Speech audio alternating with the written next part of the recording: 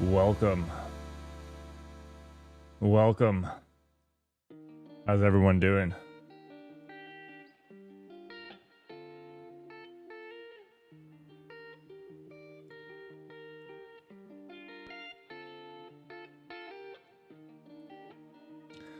Let's get these alerts out there.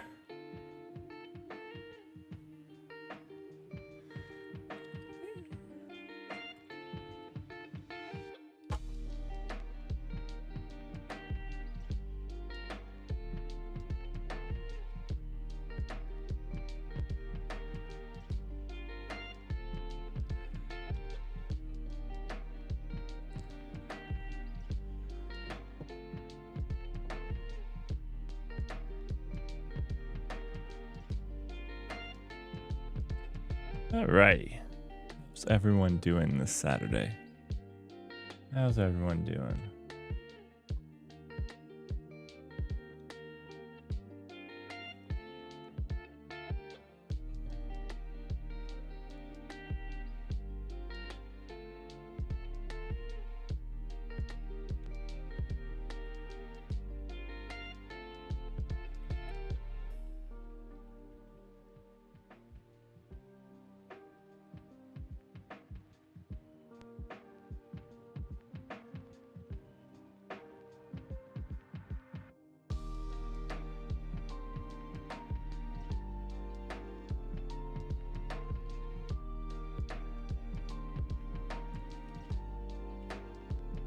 All right, well, I was gonna do a little bit of Golang to get a little warmed up, and then, there we go, a little echo.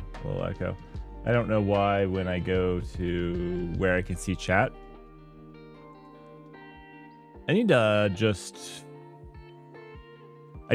pin this I need to make a bookmark. Like, I need to learn how to use the internet. That's what I need to do. Stop having all these skill issues. We're gonna start with a little Golang. If we have the time after that, I need to make some updates to the Twitch alerts. They're running perfectly well.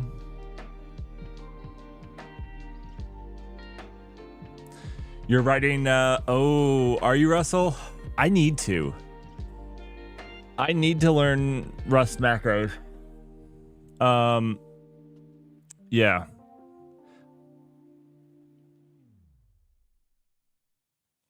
I agree with you. I have not done it yet. I haven't learned Rust macros. They scare me just a little. It's something that needs to be done though. It needs to be done, so I will probably do it.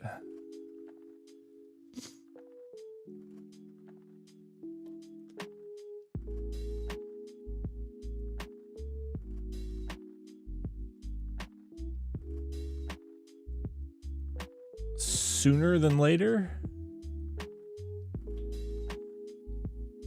We'll see. Okay.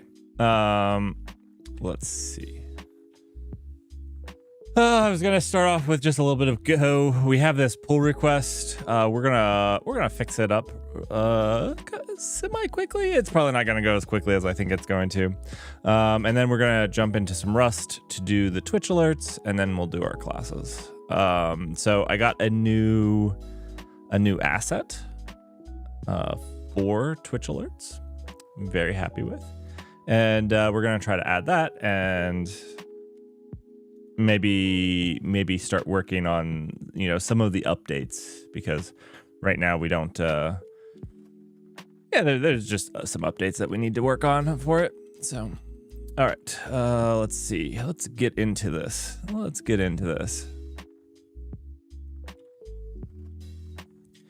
Yeah. Do you, Russell, for the procedural macros, like I know there's like the handbook, but do you have like a good resource that you're using, that you're leveraging? I would be interested in understanding that.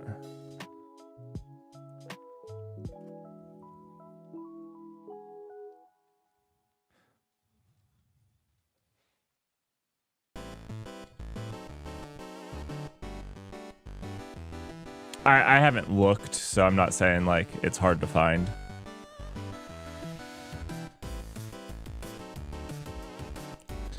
All right, so there was a bit more indirection here than I liked, so I think I'm gonna remove some of this. This was some of the follow-up that I was going to do,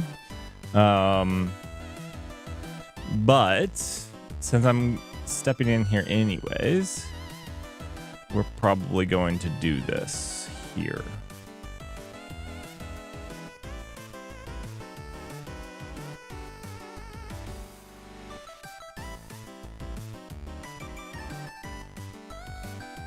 Okay, okay. Yeah, and not saying that the book wasn't fantastic. What I'd like to do is, as soon as I learn them well enough, I'd like to do like a couple weekends like we're doing with Rust, where we just write a macro. Like a practical take on macros.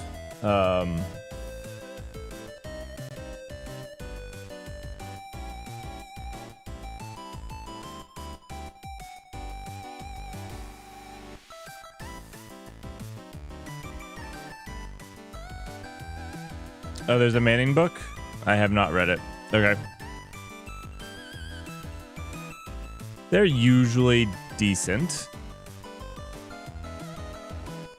Okay, I want to get rid of this. This, yeah, okay. What I'd like to do...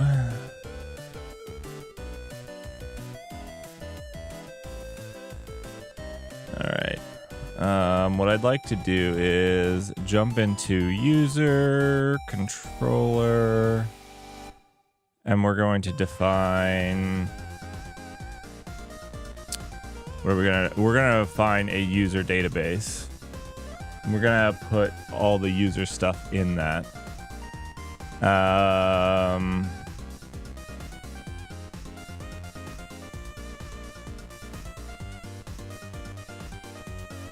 I don't quite.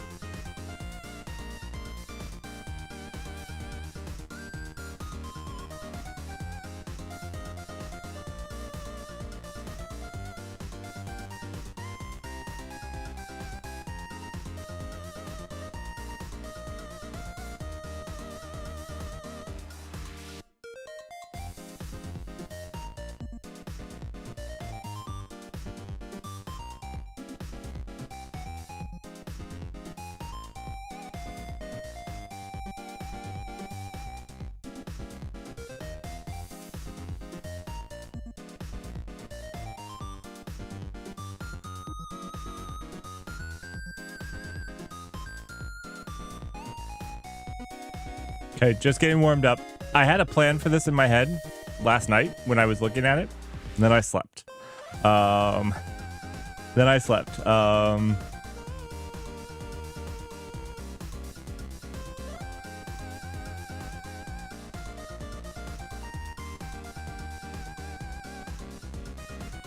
Sleeping will do it too. Okay, so what I was thinking of doing here was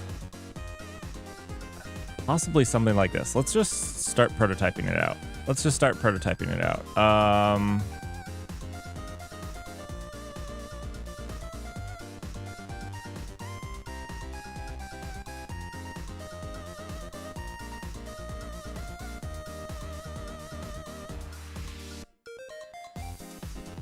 Yeah.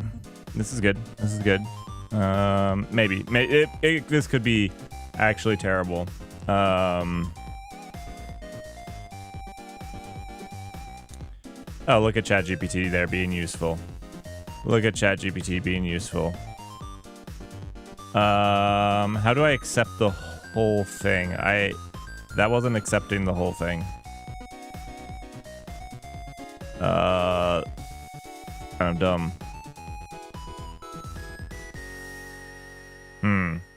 Interesting. All right. Not entirely the key combination. We're using Kickstart, but we've updated it some as we go. Oh, you know what? I think it's tab now. I think it's tab now. Let me try that. The next time it gives me a recommendation. Of course, it doesn't give me a recommendation now that I. Nope, it's not going. Let's see. We need to create or update a user. This database also has the. I said user database. This is actually a bad name. Let's rename this. Not that. Let's do. What's a good?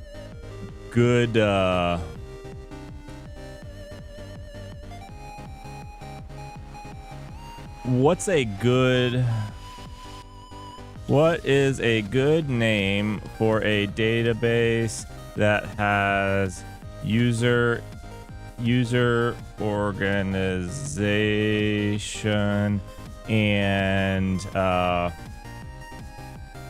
we'll just say user and organization information and organization information. Is ChatGPT the next naming utility? Is that what it's fantastic for? PeopleWorks. Oh my gosh. No. Unity Base. Almost a hard no. ConnectX. Community Core. This is like this is like a name for a database. I meant a name for I meant for a name for an ORM class. I'm making an interface for a data store that contains information about people and their organizations.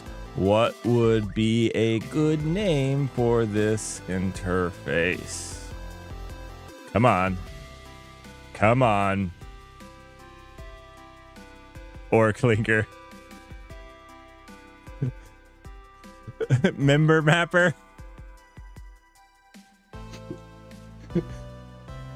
So, what has ChatGPT told us? It's not taking our jobs, guys. It's not taking our jobs. And the fact is, naming is like 90% of our job. You're naming variables all the time, and it's just as bad as you are at naming.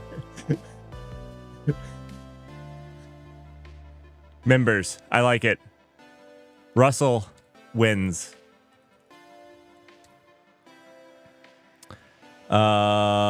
Let's see. Member data.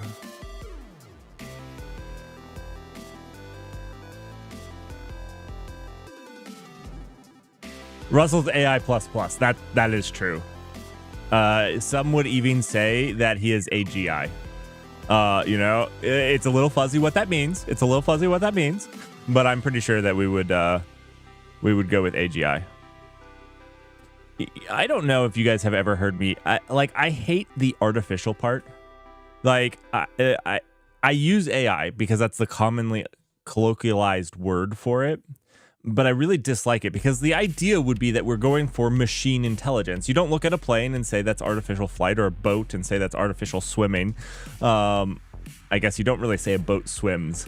I guess that's a bad reference. But like, you know, when you teach a person to swim, you don't say they're artificially swimming. They don't naturally swim. So I don't love the term artificial intelligence, because the ideal would be that it's just machine intelligence that we've created. Anyways, that's nobody knows about MI though. They all think about James Bond.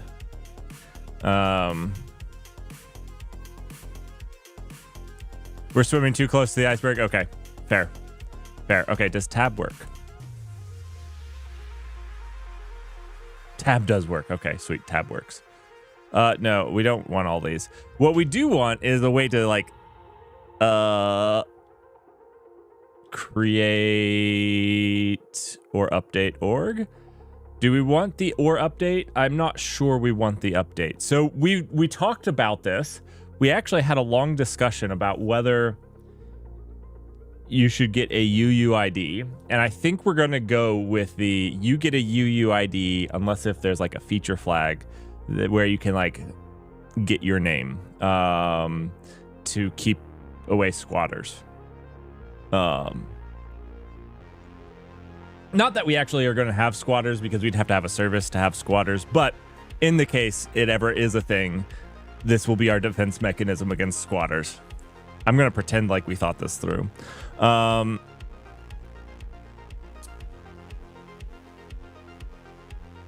Yeah. Okay, so I think we're just going to create org. And then I think we'll do get org by idea. And then we'll do an update org. We won't upsert org. I don't know why. Update org. Why is tab doing what? Tab there works fine. What the garbage? If I do update org. Oh, it's selecting this. Oh, interesting. Not this. Okay. Interesting. I need to update that in the config.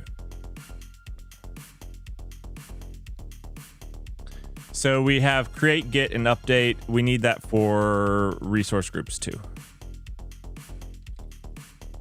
Create resource group. Oh my gosh.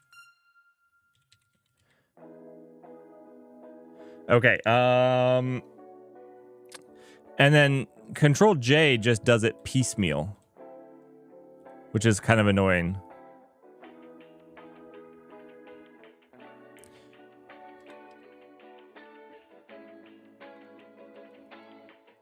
But it actually gets the right thing.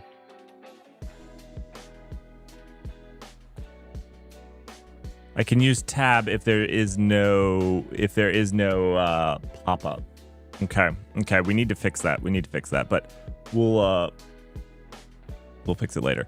Let's actually review these. I don't know. I was just accepting what they were returning. All right, so on create, we would just return an error.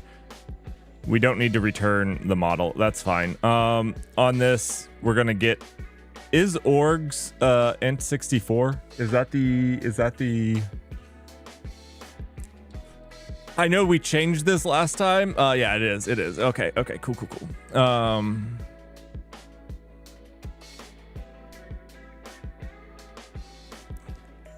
Oh, Russell, I didn't get the joke. I'm so bad at jokes live on stream. We're swimming too close to the iceberg. It was a joke about me saying boats swim. I thought you were saying we were going off the tracks. I'm so bad. I'm so bad at the jokes. Oh, that hurts me. I'm sorry, chat. I'm sorry. We're That was a good joke too. That was a good one, Russell. You got there eventually.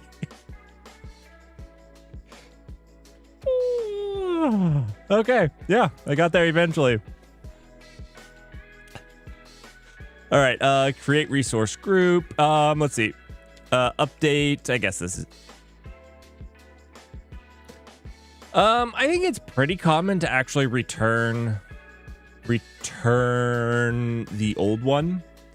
I don't know that we're going to do that. We'll do that if we have a use for it. We're not going to pre-optimize for that. So create here.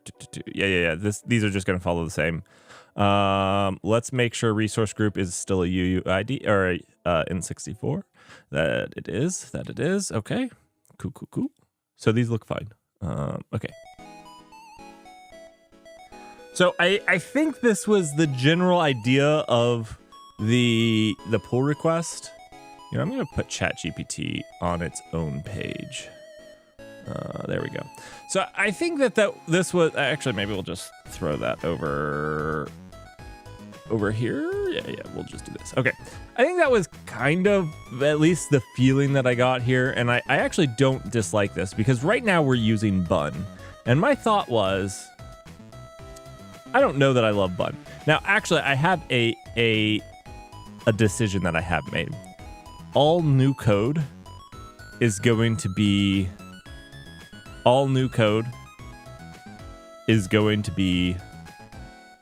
Rust, probably.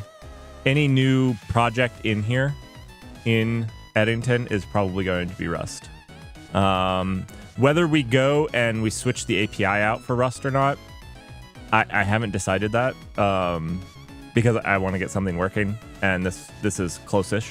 So whether we switch the API out or not, that's up for debate, but probably, unless if there's like a really good argument, it will probably be Rust.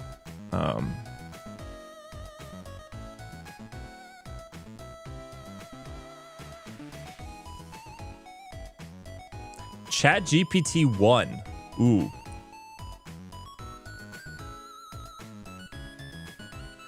ChatGPT 1 was rough. Do you guys remember what they said about ChatGPT 2? Do you remember that Sam Altman was afraid to release ChatGPT 2 because he thought it was too powerful? Do you remember that? ChatGPT 2 is dented. It's pretty rough. Oh, it's pretty rough. Was it 3 that started? Maybe it was 3 that he said he was scared to release. Maybe I'm misremembering. It might be 3. 3 was dented. 3.5 is still pretty dented. 4 is where it's starting to be like, okay, this is I think usable.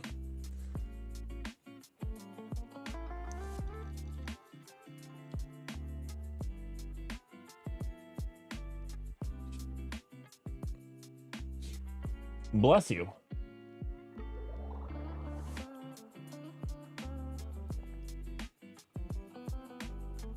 Russell, you're probably right. Oh no, that is a compelling argument, Togglebit. I am completely compelled.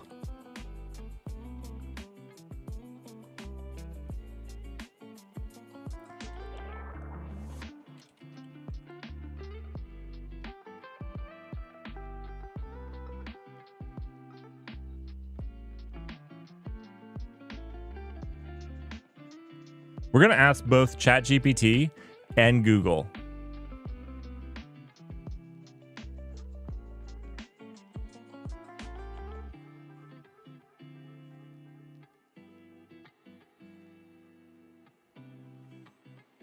These are all recent.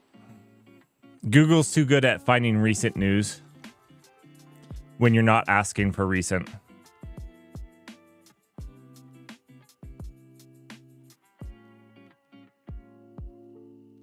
Ask Devin.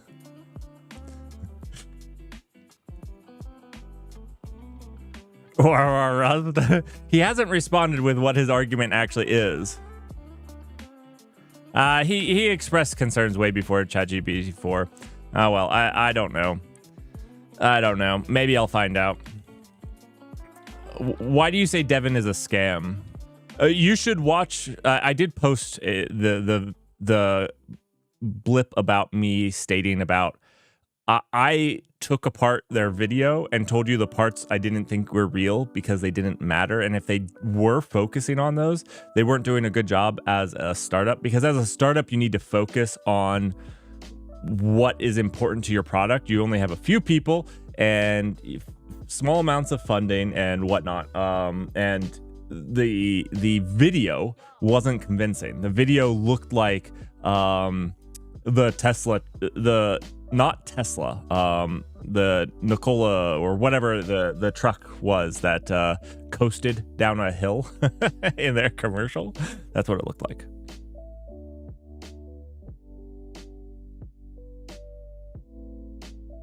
Well, because if you look at the Devin video,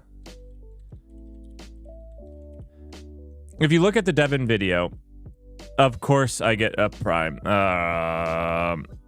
You look at the Devin video, I can't find the Devin video. Does somebody have a link to the? Okay, if somebody finds a link to, I'll show you like the things. Like this was when everybody was hyping it up and talking about it, they weren't actually looking at the video critically, because there was a bunch of things through it that just didn't make sense.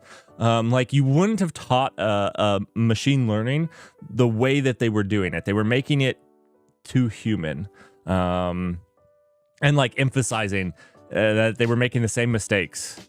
Okay, so we have the member data store now. Prime is all up in your feed too.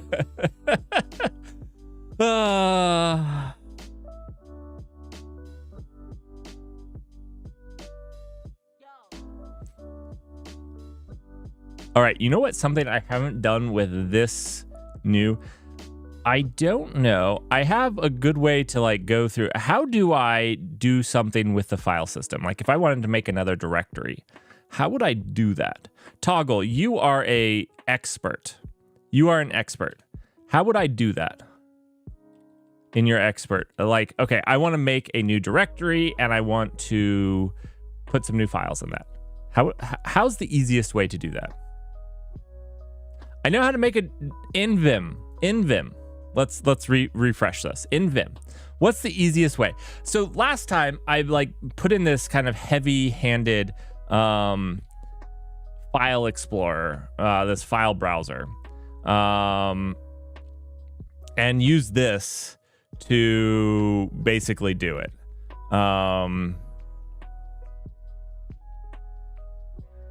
But I didn't know if there's an easier way to do file management in Vim.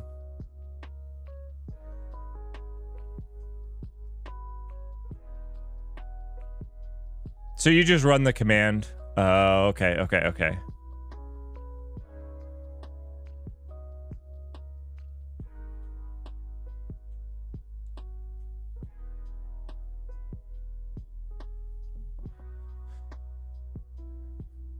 So, that seems really inconvenient.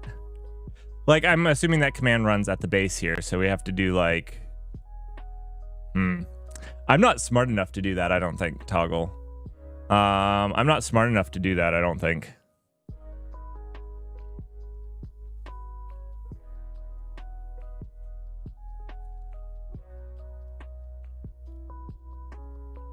I bet they did a little bit.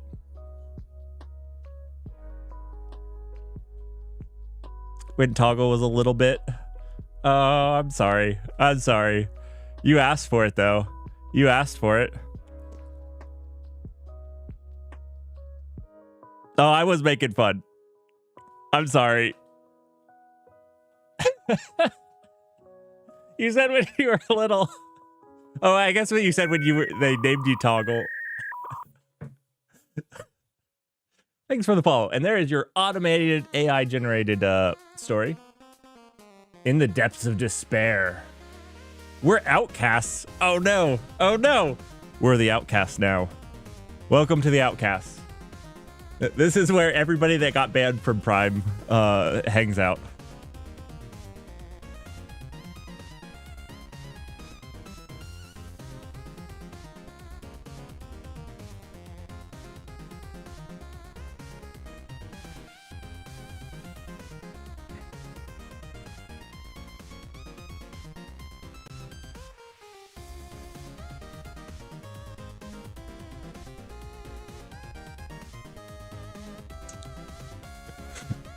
Okay, I don't know what's happening. Okay, I'm going to go back. Will it not on right?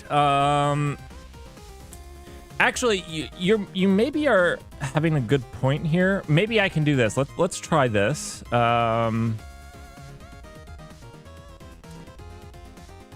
Let's just try to make a new file here. I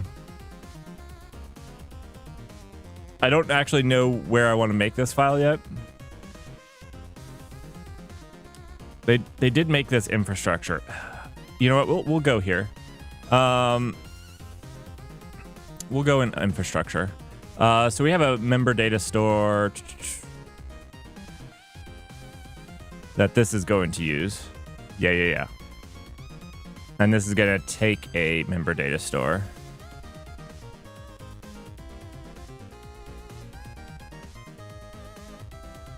All right.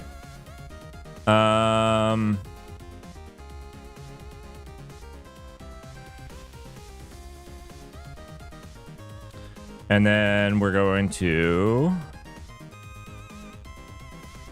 go here. And what I'm going to try to do is just do bun member data store.go.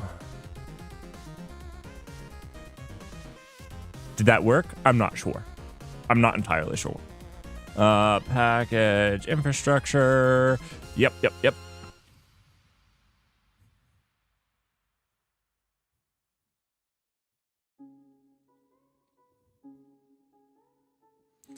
Russell, that's not very nice. We don't talk about how annoying Togglebit's Christian name is. We just kind of move on. We all understand it. We just don't have to verbalize it.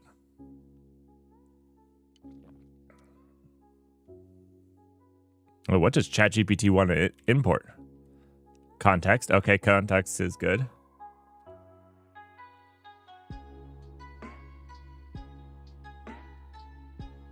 Can I get more than one line? I don't think so. What is it? What is it importing? When will this stop? When will this stop? Is it just importing everything in bun? Okay, I'm stopping it. I'm stopping the madness. I think it's just going through and importing every possible bun thing it can find. All right, we'll import stuff when we need it. What is it? What is it doing here? What is it doing? That's not what we wanted at all. We want a type. Okay, there we go.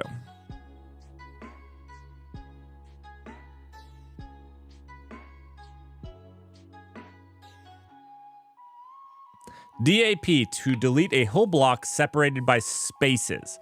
Let me try that. Russell, import bakery. Let me try that really quickly. Let's see. Okay, so we have this here. Let's see. So we have a space. We're gonna let this hallucinate a little bit. All right. Then we're gonna do some more space and do this. And now let's say we wanted to delete all of this stuff. DAP. Cool. Thank you, Togglebit.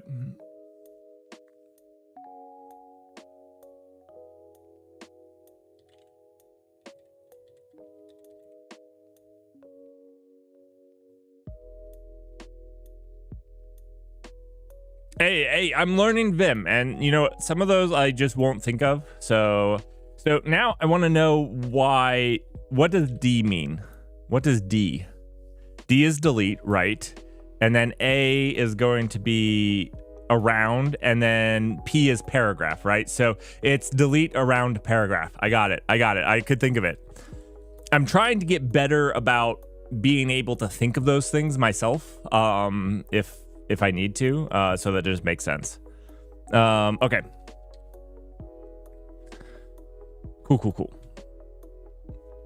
I mean, it won't become second nature, but I'll try to use it some.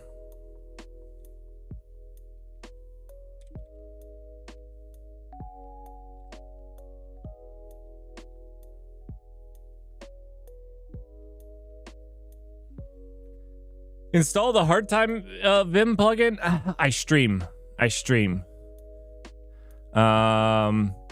You know, I like to pretend that I get stuff done while streaming. It's this, I know it's a silly concept to pretend to, you know, try to get something done while streaming. But it's something that I do.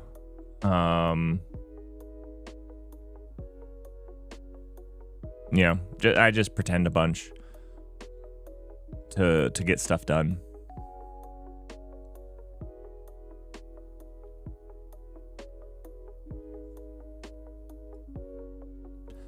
Yeah, we will just take this, though. We will just take that.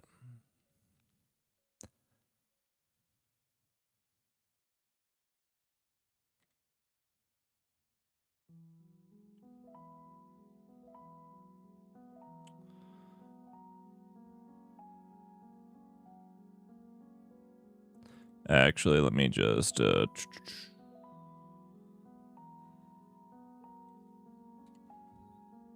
I don't know what I was thinking. Let's see.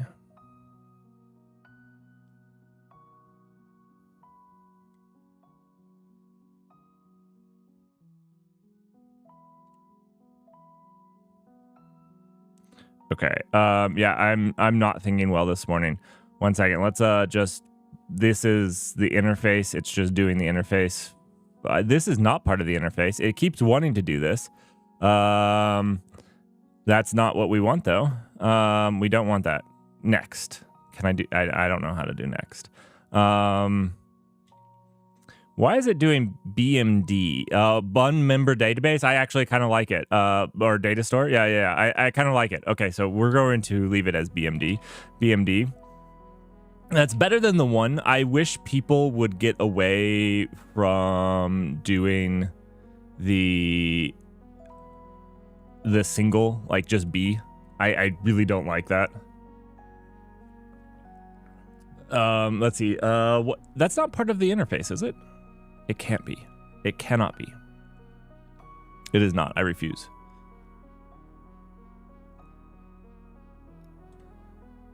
I forget what the interface was.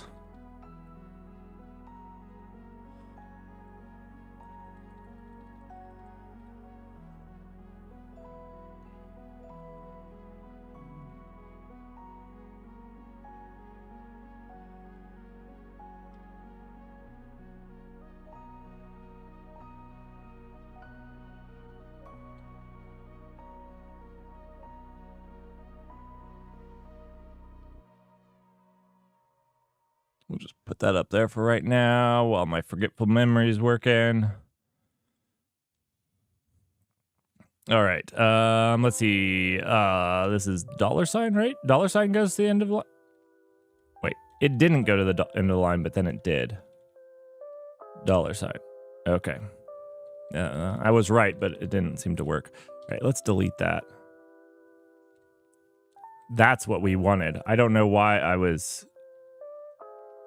That's what we need, an actual database. I don't think we actually need anything else. That's all that needs. And then we'll create a helper function for making a new one. Yeah, this is what we need right here. Do we pass the button data store in? I don't think. I actually don't think we'll do the dependency injection here.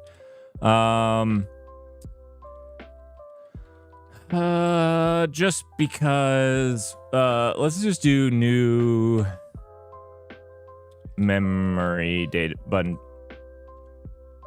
Yeah.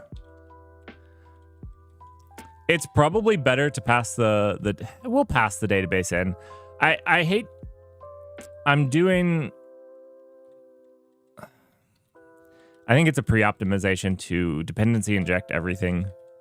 Dependency injection is really good, but it's also something you can go back and do just easy enough for the most part. And I don't mean Java dependency injection, by the way. I don't mean in dependency injection. I did get user by email. Holy crap. The AI knew what I wanted. I should have just let it go. I thought it could create all this stuff for me. I was kind of wondering why. This is like what it does well. I shouldn't have doubted it. Every single time I doubt it without a solid reason, like there's obviously times when it's wrong and I know it's wrong, but every single time I'm like, oh, that just doesn't feel right. I don't trust it. I have trust issues with the AI.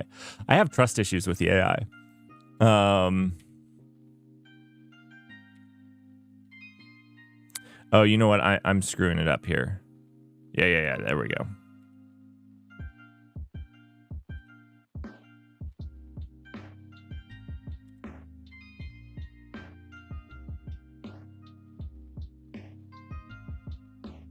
We don't have a create resource yet. We have a create resource group, which we... Yeah. Okay. And this one's missing a return because I didn't let the AI do its thing, which is just going to return nil. You could have started filling this out for me, buddy. You could have done me a good deed, but you didn't. Let's import these.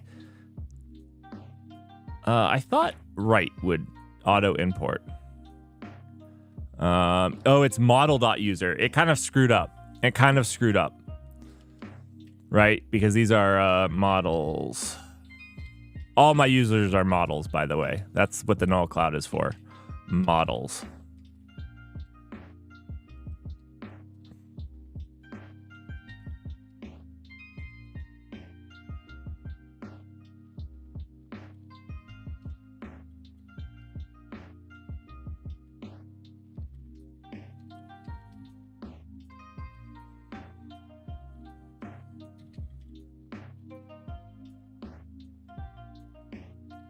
Really wanted a comma there. I really wanted a comma there.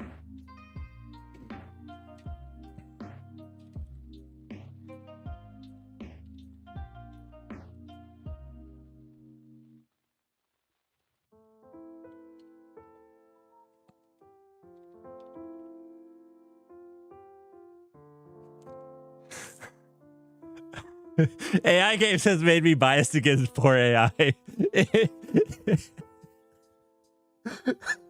Okay, this is not wrong.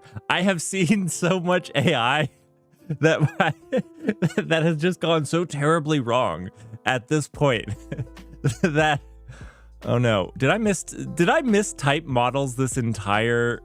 Okay, no, it's just not imported. It just didn't import at all. Okay, that's fine though. It should get the import now. Let's see, it should get the import now, right? Okay, we need bun.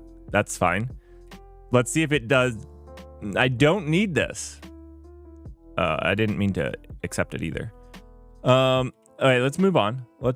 There we go. Okay, yeah. It's getting it. It's getting it. Is that all we need? That might be all we need right at this moment. Let's see. This is DAP. Oh, DAP. Oh, the import was not. I got rid of the import. Okay, it's okay. I did almost what I wanted it to do. It did almost what I wanted it to. Okay, this should be good now. Cool. Nighthound, how are you doing? How are you doing?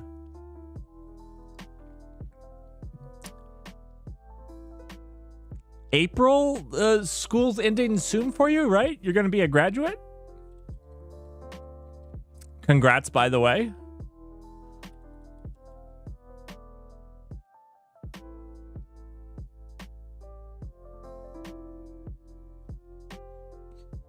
All right.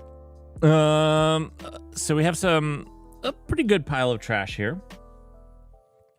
Really doesn't do anything except returns nil. Look at that. Look at that. That's beautiful. All right, I do believe we have all of this code. We can just copy and paste it from places. I think. Now, it was all inline, but I believe it's now put in these repositories. So we're going to take it from here. Yeah.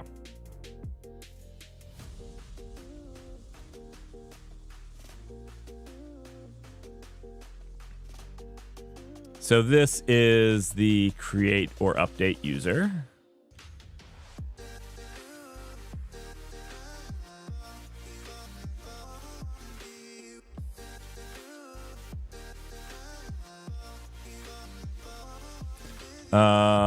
This would be the BMD. What did we name this? This is database. Database. Boom.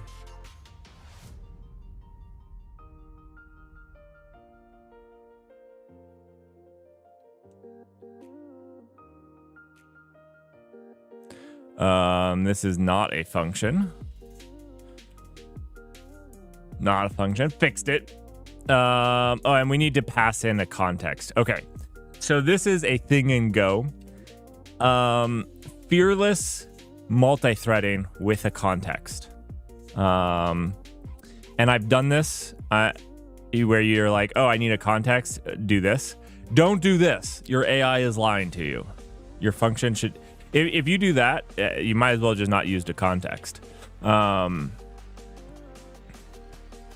CTX...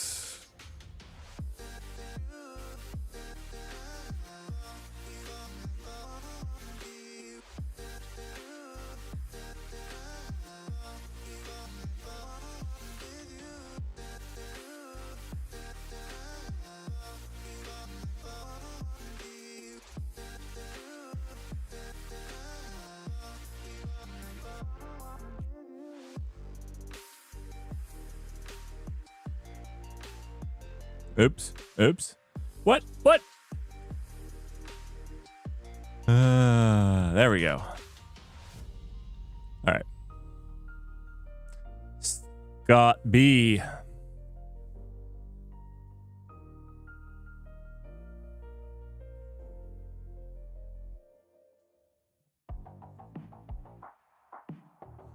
What we're making. Okay, so I'm going to actually do a video. Now, I've done this whole thing for some people on Thursday. And I'm making some changes because I have found it really hard, really difficult to do educational and fun at the same time. I can make fun videos. I kind of proved that. We'll see if I can make a second fun video. But I found it very difficult to mix the two. Now, I agree with Toggle the more I've thought about this. You can do fun and funny, informative videos, but educational. Not that I am not a little bit funny when we're doing the educational, but like to actually make a funny, educational YouTube video is maybe beyond my skill, at least this point. And so I'm doing a little bit of separation of church and state. I'm doing a little bit of a separation of church and state over the next couple of months. Scott B, don't worry, we're about to get into the rust.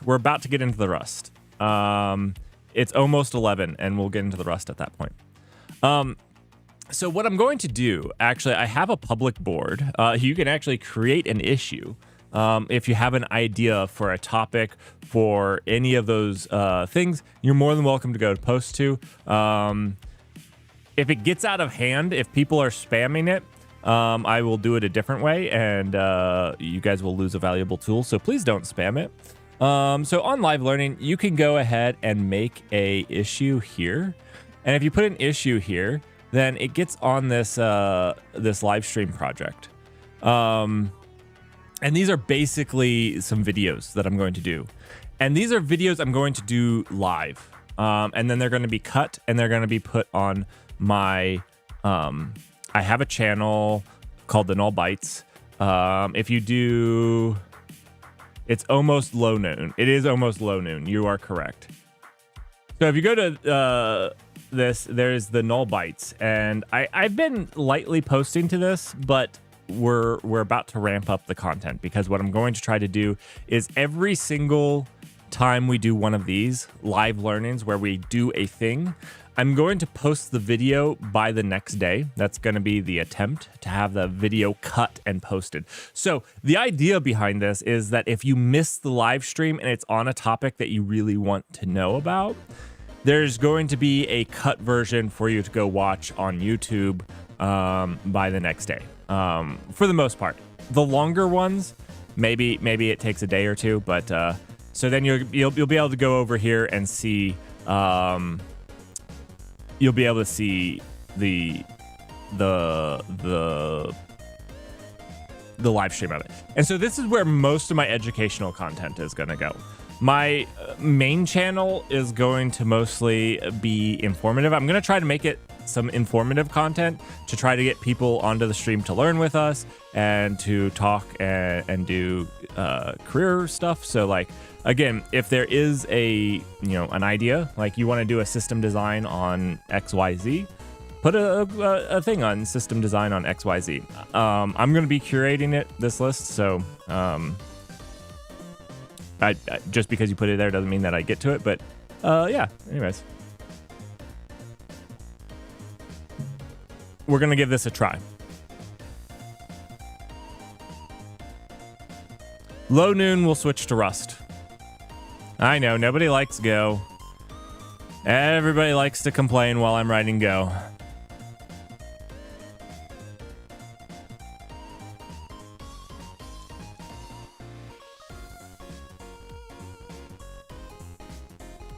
All right, so this will create or update a user. Now we need to get a user by ID. Do we even have that? Yeah, we do. We don't have all of the functionality, so we might not be able to copy and paste all of this.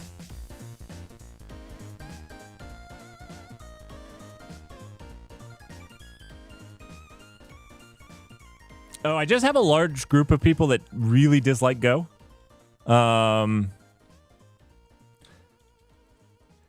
I like Rust better than I like Go, but yeah.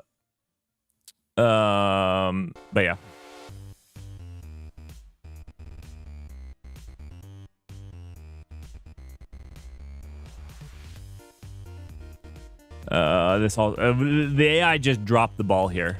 Did not give us our context.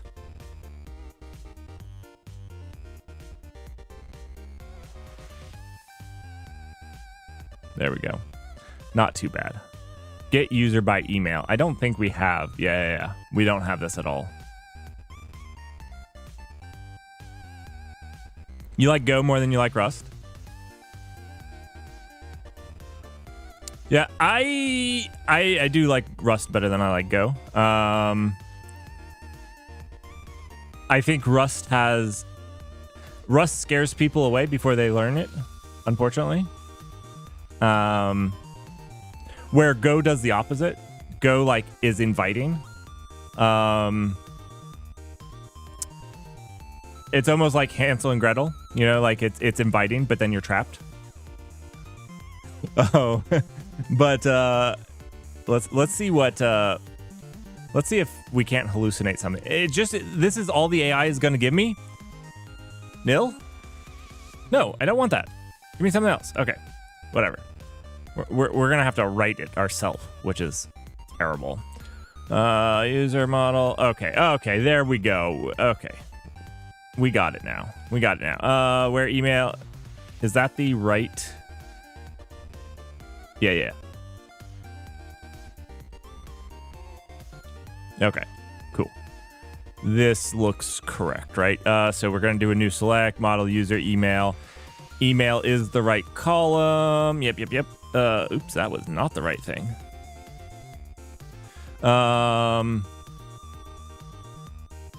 No, we don't want. We didn't give it a context because we didn't fix its previous crappy code.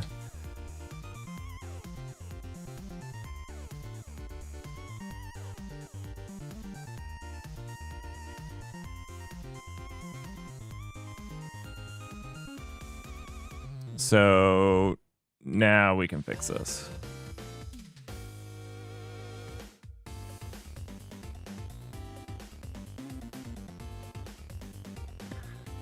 There we go.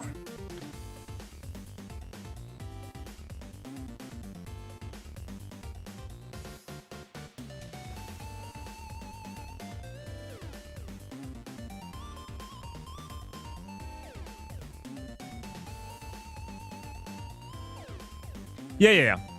I mean, that is why we have a rule that language conversations are all fun and games, but keep it civil. Keep it civil. They all suck in some way. I do prefer Rust for the majority of things. So one thing that I've always disliked about Rust is I feel like I can't prototype as quickly in it, but I'm starting to feel like that's not true. I think originally that was true, but I'm starting to feel like that's not as true as it used to be. That used to be like my gut feeling would be like, oh, give me the garbage collector of Go because I can do some crappy stuff quickly. And I'm not one of those people that can have it all in my head. I've got to write stuff out, as you guys see. I used to try to do that for stream where it's like, oh no, I'm going to have the right answer, but I can't do that. I got to kind of roll with some ideas. And because of that, Go felt like a better option for me, because it allowed me to change faster. But I think that I'm to that point with Rust at this point, so I'm not sure that's actually true anymore.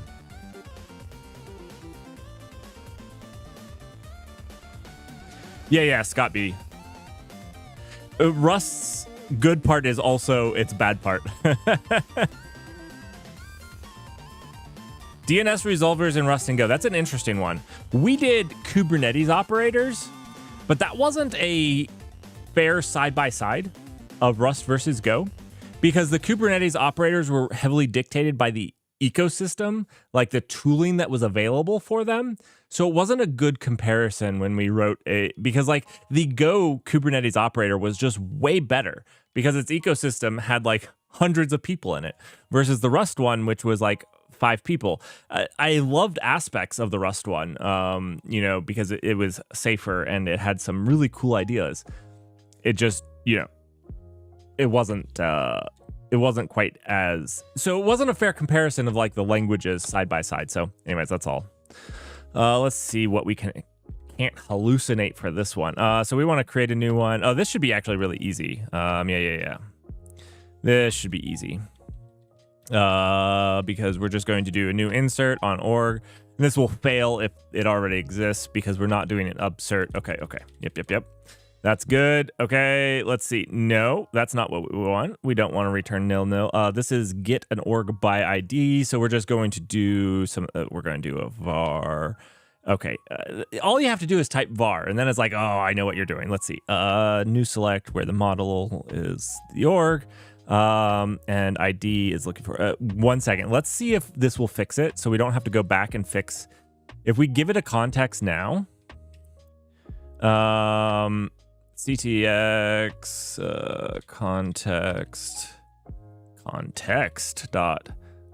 context does this fix the AI?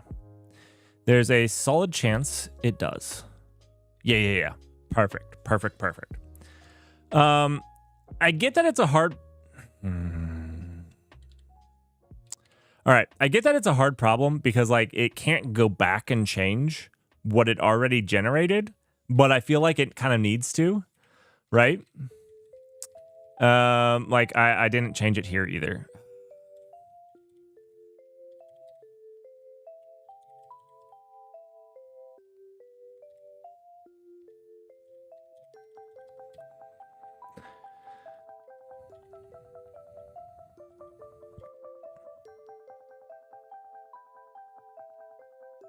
Hey, Scott, did you see my new YouTube video?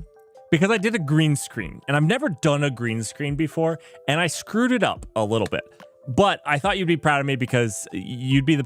I didn't realize you have to evenly light the stupid green screen. Like, you have to have lights on the... So the first take that I did, I couldn't keyframe it at all. The second one, which is the one that I went with, wasn't great, and I had to, like, manually rotoscope out parts of the green screen that weren't green screening out.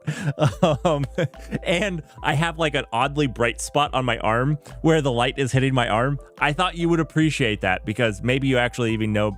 I didn't realize the amount of work that goes into making a good green screen. Oh, my goodness.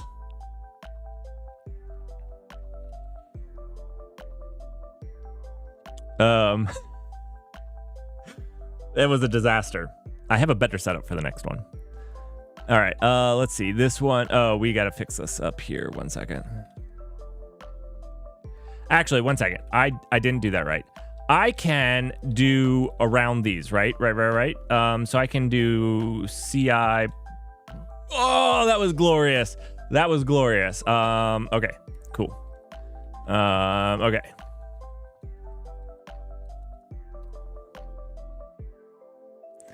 Yeah. Scott, I did not realize the amount of work that goes into making a good green screen.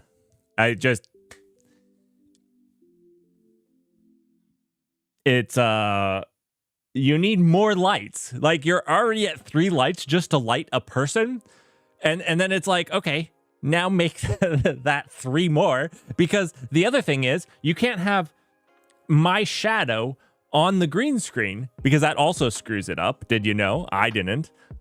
It does. It makes sense. It makes sense once you think about it. I didn't think about it at the time. I did not think about it at the time. So can I just do VF comma here? Bam. And then down here and just paste that. Undo that. Go here and paste that. Okay. That's beautiful. We just need that on everything.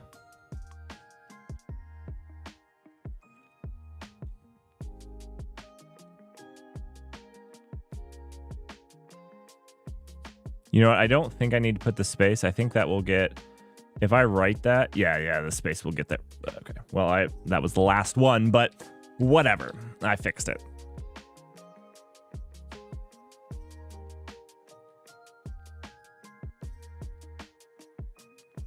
So Scott, that's actually what I did. I have a big sheet.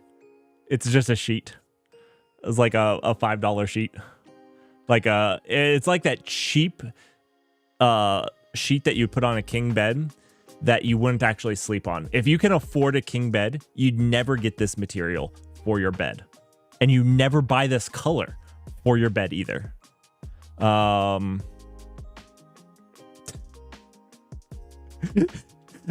don't know why it's made. I don't know why it's made. Okay, it is about low noon. I want to finish this and then we'll switch to the Twitch alerts.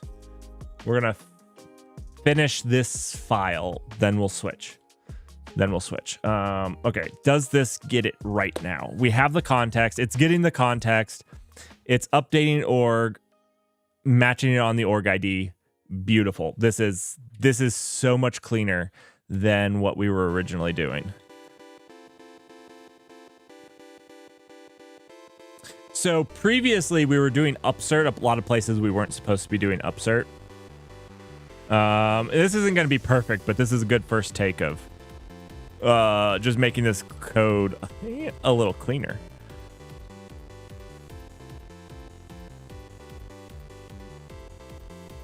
Yeah, well, Scott B, it's not great green screening. It has a ton of mistakes because of all the things I said above. So, be prepared to be annoyed. Be like, why is his right arm so bright?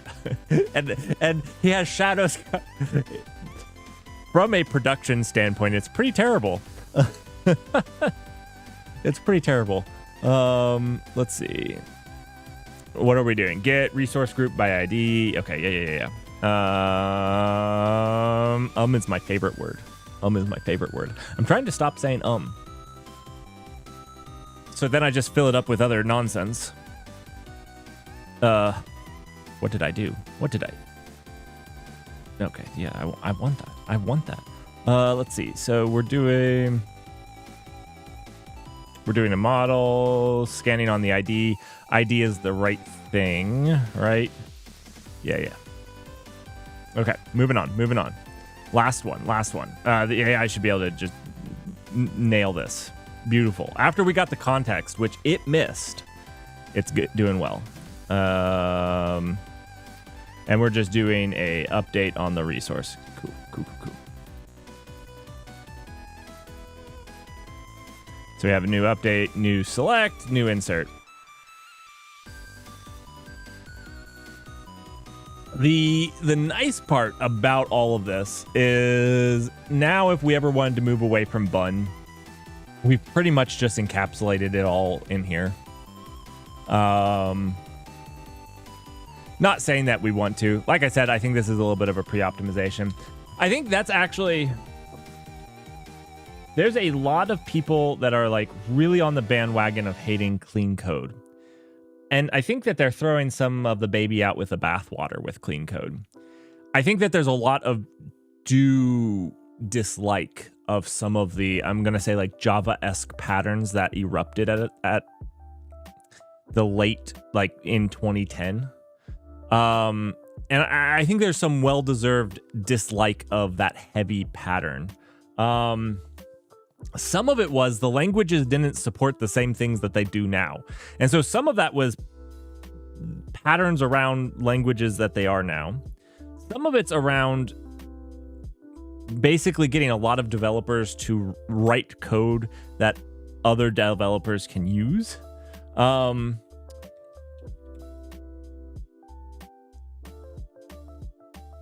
think that there's a time when doing some interfaces or traits, as you might call them, is really useful. But I think it tends to make people pre-optimize for the problem. I think that's the thing is, like, if you just follow it solely, you're not optimizing for the current problem, you're pre-optimizing for a possible problem. And then the clean code leads to, I hate interfaces that only have one concrete model, which is what we're doing right now. But somebody else made this code, not me. They're making an interface for a single one. That's what I think is not great. Anyways, whatevers. All right, let's see. Let's get into some Rust now. This is a good start. This was needed anyways, just abstracting out the bun stuff, even if we didn't do the interface with it, because we were running into this problem where we had these things repeated through our code. So this is a good update anyways. This also fixes the problem with the code. So if you saw my review, the one problem was here. I can just show it here. Basically, they were doing on update.org. On create, they were doing an upsert on a non-unique thing, and there wasn't a good way around it at that time. So that's kind of what we're making. All right, let's get out of here. Let's get into some Twitch alerts. All right, so we have new assets to render to the front end. Ooh. I don't like front end. It's Rust, but it's all right. So it is Rust because we use a WebAssembly. Wait, what? There we go. Yeah.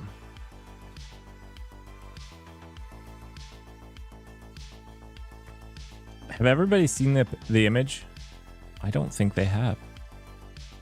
Where do we put the image? We're just gonna put it in here. Yeah. Okay. Let me download the image. Have I shown people this? So everybody's seen the follow message, and that follow message is kind of like a little adventure. So I thought it would be cool to have a little bit of art that made it look like a little bit of an adventure. And so that's what we have now. That is. See, yeah, look at that. A little bit of an adventure in the shadowed forest. Thanks for the follow. Sigmar, a rogue with unmatched skill, saved the Null Party from certain doom. Thank you for coming along and saving us from certain doom. I appreciate it. Everybody on the channel appreciate it. We are outcasts, as the last message stated. We're outcasts, and we need all the help we can get. All right, we're gonna save this image. Where are we gonna save it? We're gonna save it.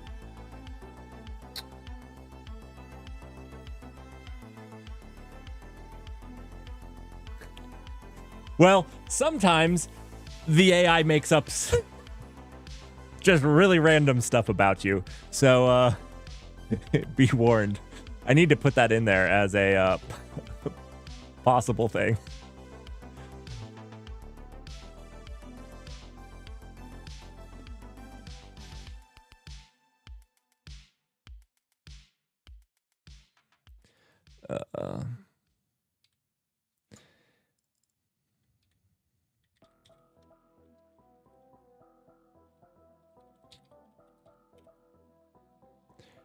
All right. So I think I can just post this link here. So this is what it's going to be. This is what it's going to be. So we're going to switch this. The words are going to be here. Like your story is going to be back here. on top of the darkness. And then we're going to try to put your name and stuff. So like what you did, whether you followed or subscribed, is going to be down here and your name's going to be up here. That's the idea. The other idea that we're going to go for is we're going to get some flames. I think I'm going to animate some flames, but I'm going to do it in different colors. So basically, like, follow will be like some just orangish red flames, whereas subscribing is going to be like a blue flame and whatnot. So I don't have the flames done at this point. Flames are another time, but that's going to be part of it. So yeah. Anyways, this is kind of a little D&D themed. It looks fun. All right, let's I downloaded it. Let's move it there.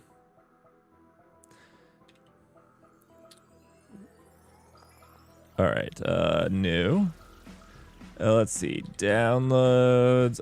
That was Twitch Alerts background, and we're gonna move that into. Let's see.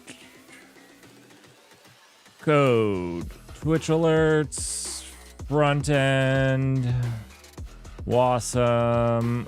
And this was IMG.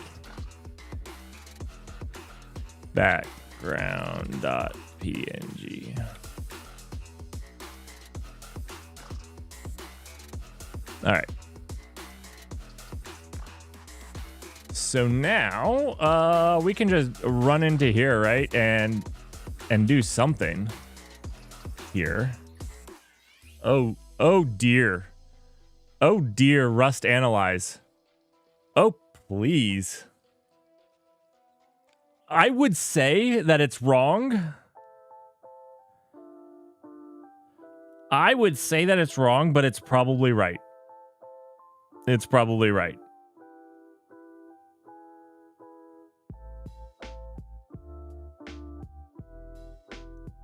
Holy crap. This is a... How does this front end actually even work? We don't use hooks anymore. I don't know if we use these things. Well, let's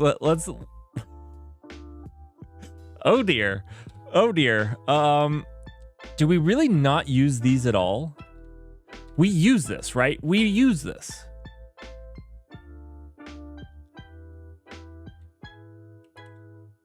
Right? Field time, message, and real time are never read.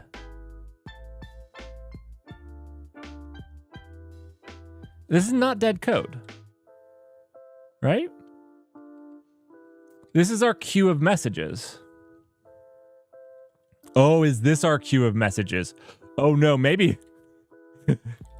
let's just delete these things and see if it breaks. Wait.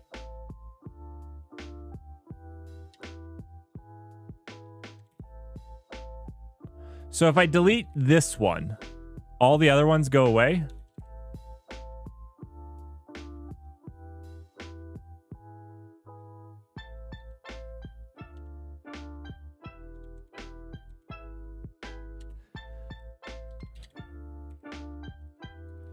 Let's see. Yeah, I use time. But it might not ever be read. I actually... Oh. I don't know that I actually ever read time. Yeah. So I do set it. I think we can just get rid of it though. Okay. I think we're just gonna get rid of it.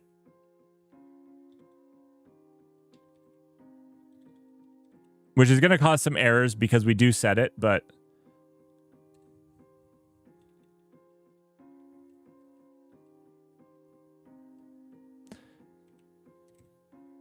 yeah, which we can just delete now. And we'll have an error up here. Let's see. No, we're good. Okay.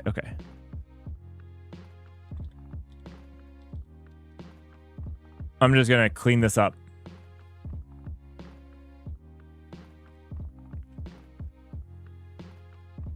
Good morning, Mohammed. How are you doing?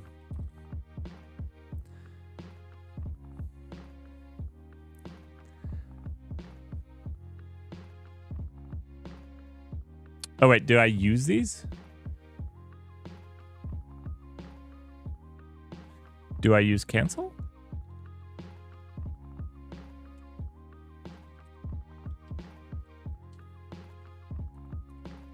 I never call cancel. So let's just delete this.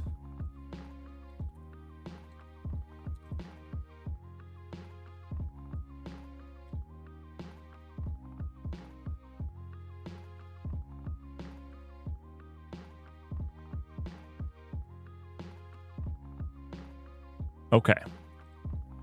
I didn't clean up everything, but I cleaned up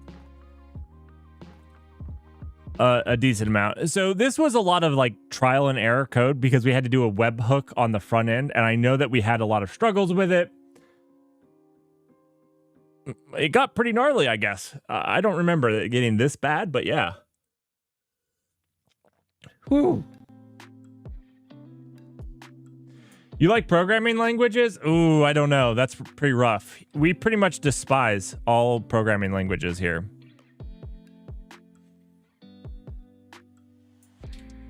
Is this also not used? We'll just delete it. We'll find out. We'll find out. In that case, we'll just not do an impl app. Yeah. We have the component for app, which is the important part, right? Yeah. Okay.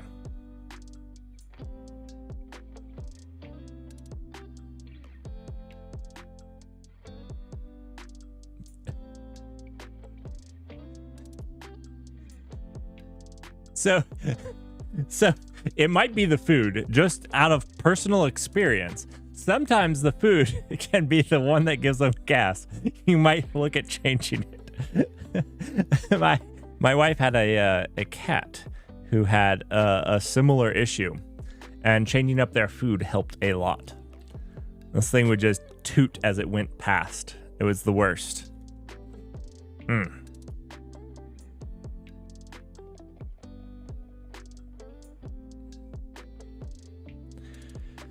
All right, so now we need to put this image in the background. That's what we need to do. We need to put this image in the background. Where is our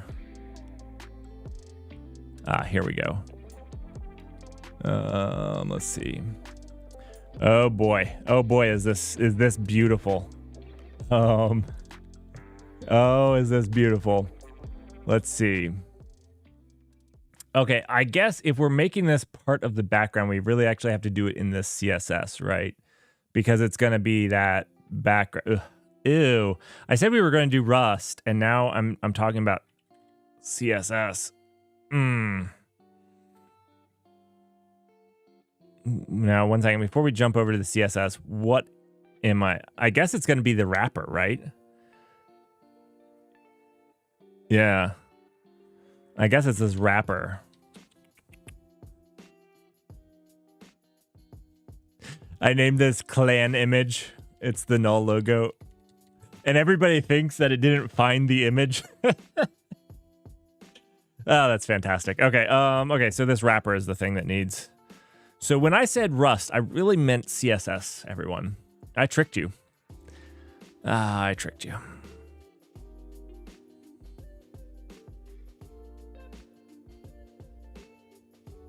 You know, I tricked myself. I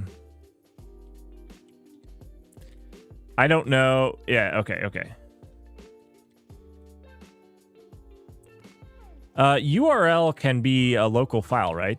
Like I don't have to host this somewhere, right? URL could be local, I think. Joke will be on me if it can't be. Referencing this would be image back. We called it just background, right? I think. It was a ping though. PNG. There we go.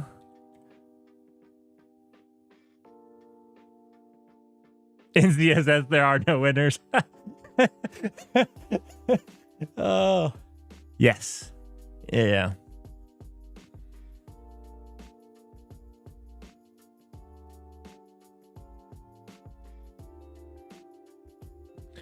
I don't need to, as long as it can just be a file. I think it can be a file.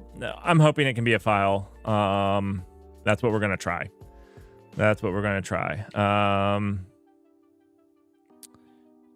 Yeah, let's do that. We're going to have to play around with for it to look right, I think. I don't know background imaging commands in CSS well to get this to look right the first time around. The other thing that we're going to have to do is we're going to have to play around with these things a little bit to get them to show up in the right place. I don't even know how we're going to do that. And that's probably not going to be solved today because that feels like it's going to be rough. That feels like it's going to be rough.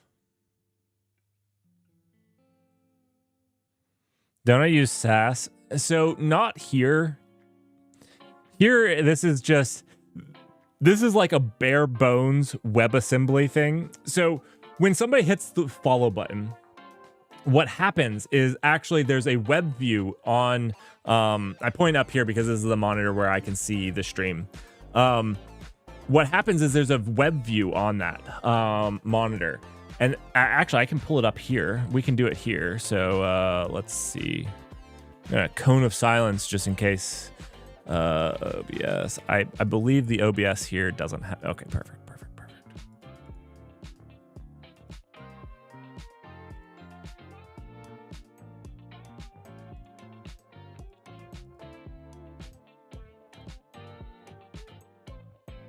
Okay, so what happens here? Let's what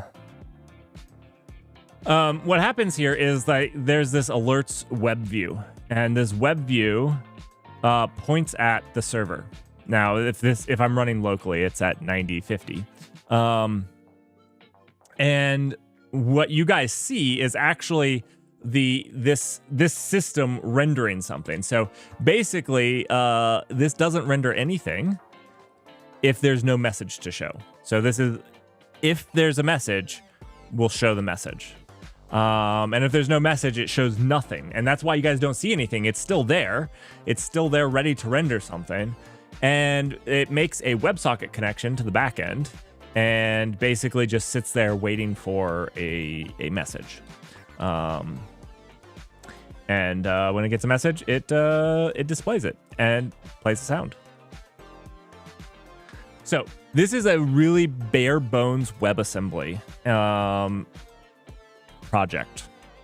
Never done WebAssembly before in production. I would say this is in production, but it breaks a lot for random reasons. It's always a new reason. Generally, it's a new reason, but it breaks a lot all the same. All the same. It breaks a lot. It breaks my heart. All right. So yeah, we're gonna have to update this. Okay, so let's actually get this running. Running this is a beast. We're gonna start out by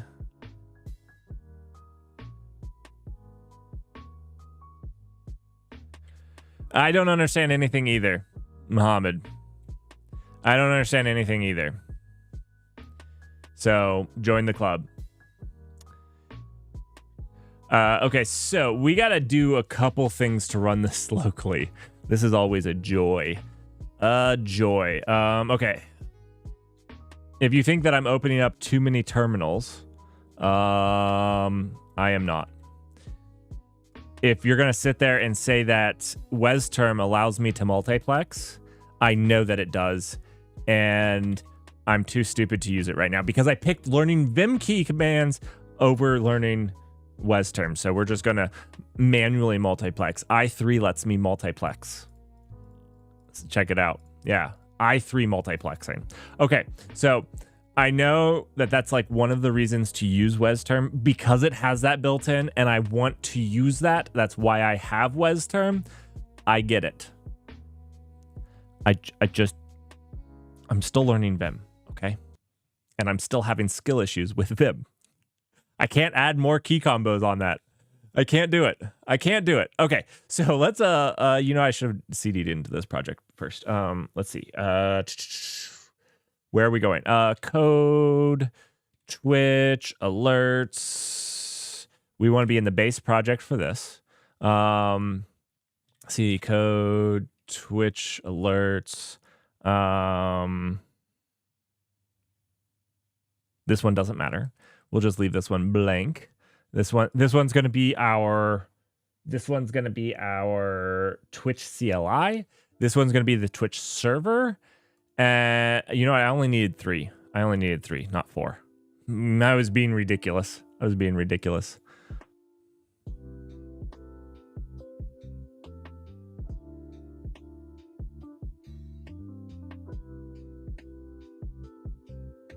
Not to sound spammy. You know what?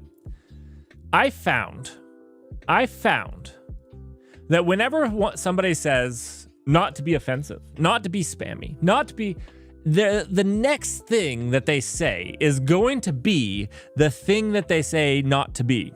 I've just found that. I do the same thing. I'll be like, not to be offensive, but it means I already know that what I'm about to say very easily and probably will be taken offensively. That's just a fact of life. Bitthon. All right, I'm going to enlighten you all.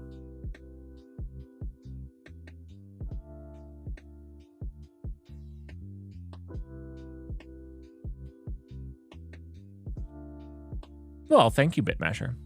I'm going to show you guys, I'm going to warn, this is a PG-13. If you're younger than PG-13, you shouldn't be watching this.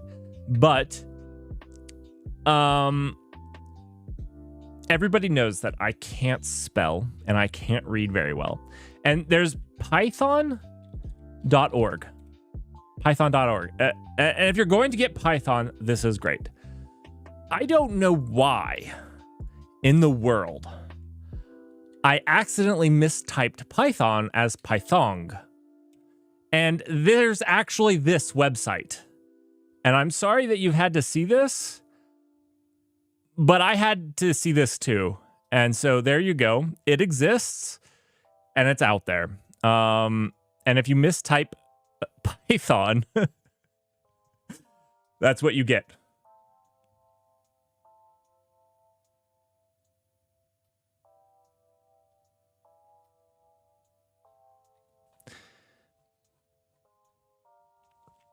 All right. Sorry. All right, let's move on. So to test Twitch, there's a couple complicated steps. First, we gotta source some files, some super secret files. You guys aren't allowed to know. You can know the files. I believe it's the Twitch bot, and then we have the Twitch mock. Oh, that one's underscores because I can't hold to a standard to save my life.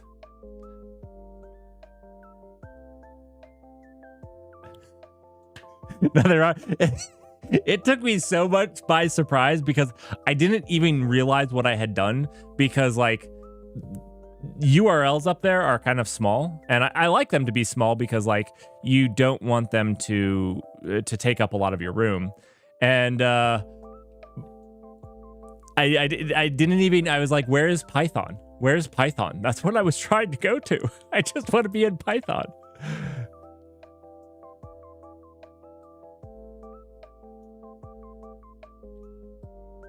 I have a question. Does being a real software engineer looks like a video on YouTube under the title A Day in the Life of a Software Engineer? It's nothing I've ever experienced. I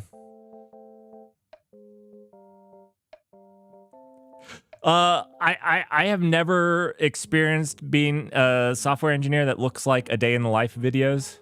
I think most of those are satire, right? I could be wrong. I don't do social media very well. Everyone here knows that very well. I'm not good at social media, so I could be wrong. I'm wrong on a lot of things. Okay, so we source these things. Let's use them. There's commands. Twitch event. Oh no.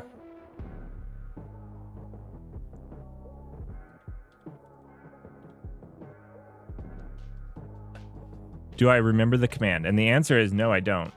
Twitch help. Oh my gosh, every single time.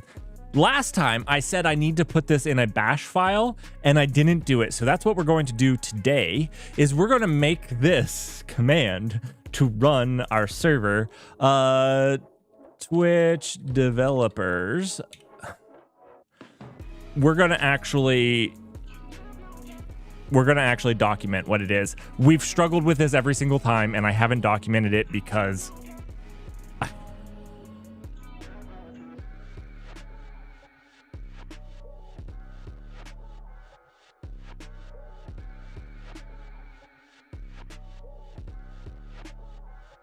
I don't need that. No. I need Twitch webhook. No. I need WebSocket. I need WebSocket. Okay.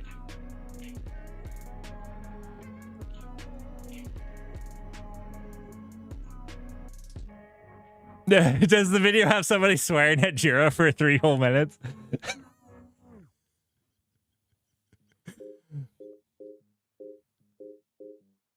Yeah. Bitmasher, that's my understanding, is the day in the life are either satire or PR advertisements or somebody trying to be get more views than I get on YouTube. Russell's assessment is fairly accurate, except 3 minutes is if minutes were equal in a time scale to hours in real life. So if it's a 10-minute video, 3 minutes would be swearing at Jira. There would be a solid 2 minutes of being in meetings that you had nothing to do with.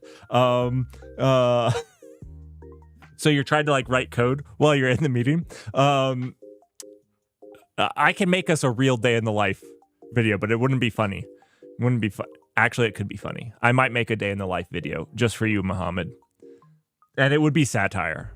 100% it would be a satire. I'll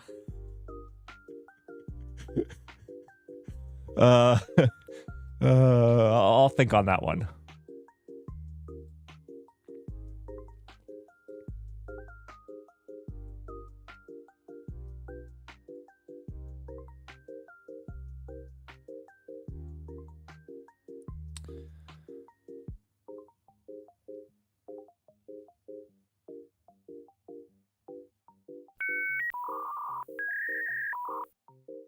Thank you for following.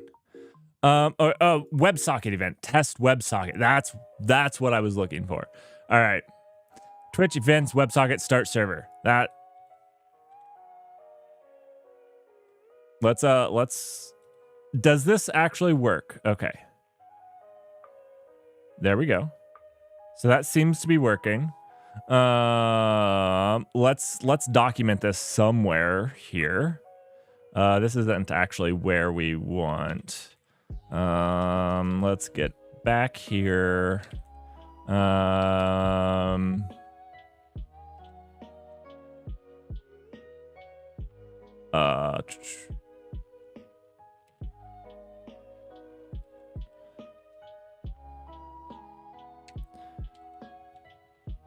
Testing. Thank you, AI, for having NPM run down. You couldn't be more wrong. There is no NPM in this project. Joke's on you. Joke's on you.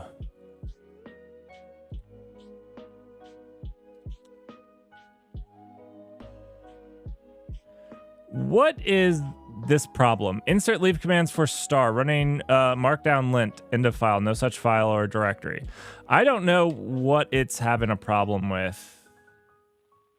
It's having a problem, but I'm not sure what it is. Okay.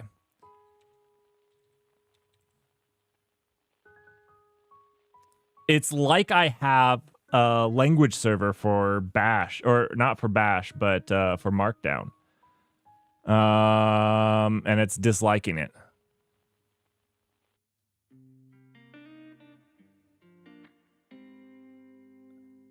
Do I use a laptop? This is not a laptop. Nope. Okay. So now we should be able to send a WebSocket server event. All right, connecting to the server. Blah, blah, blah. Yep, that's good. Forwarding mock events to the client. Twitch event trigger. This is the thing. It's the transport WebSocket that I always forget. Let's do it.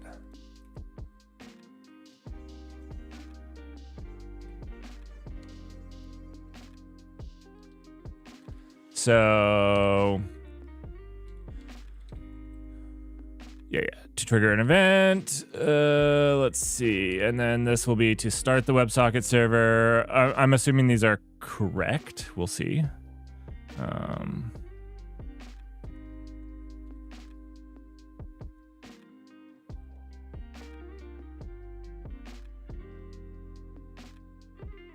Yeah. This is a buff right host. This is like where we do the formatting.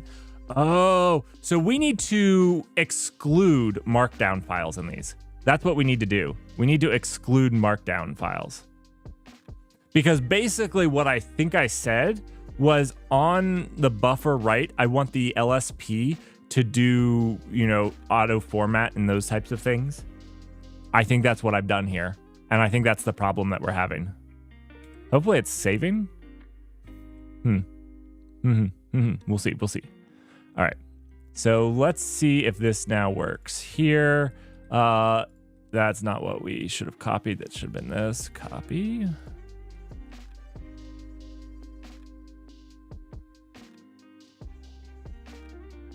Now, the thing is, this isn't going to send to mine, right? Because this is... I need to tell it to go to the local one. Or else the Twitch API will go to the Twitch one, right?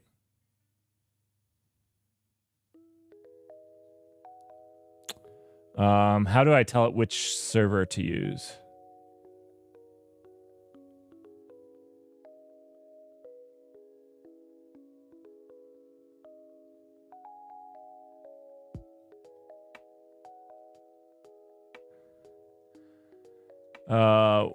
Maybe I don't. Once the server is running, open up another terminal.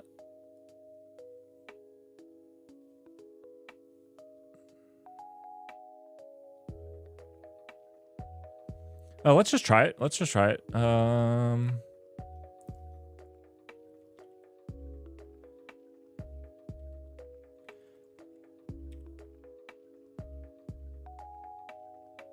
No clients in server. Okay, this is fine.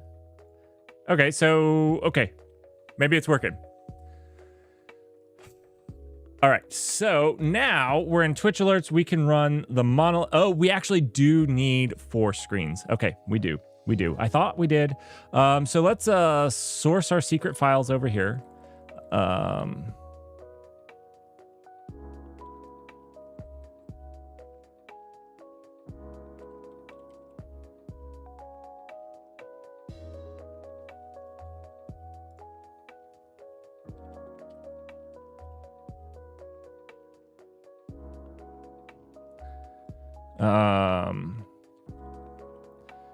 Let's see.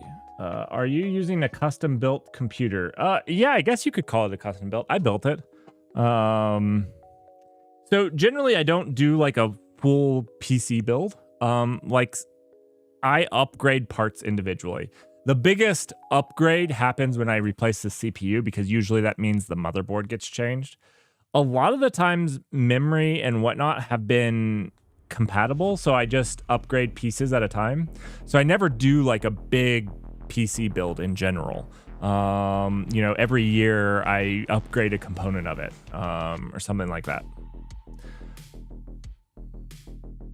generally.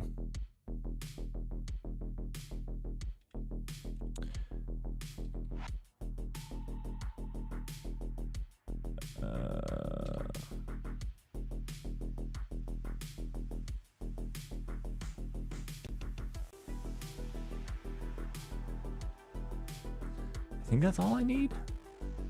I think that's all I need. So then we'll run the back end here.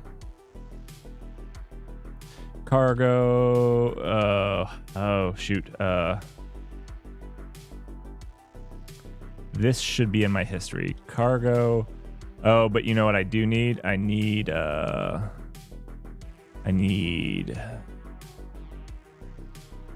bot. And what do I need? I need chat. Okay.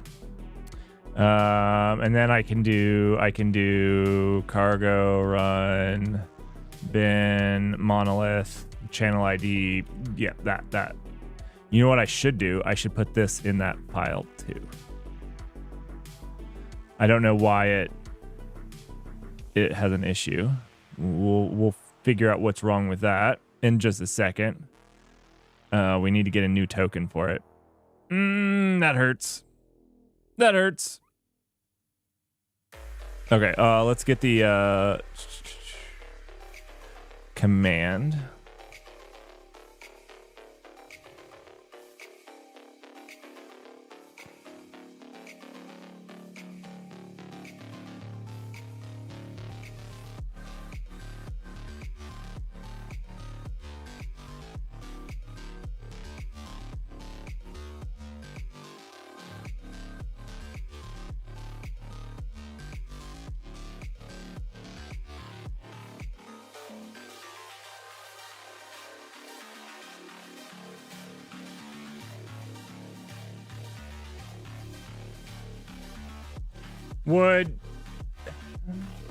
So Dirk, I don't have them in the directory.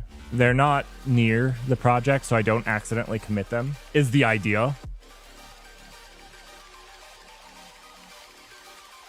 This was always in Rust, Dutch.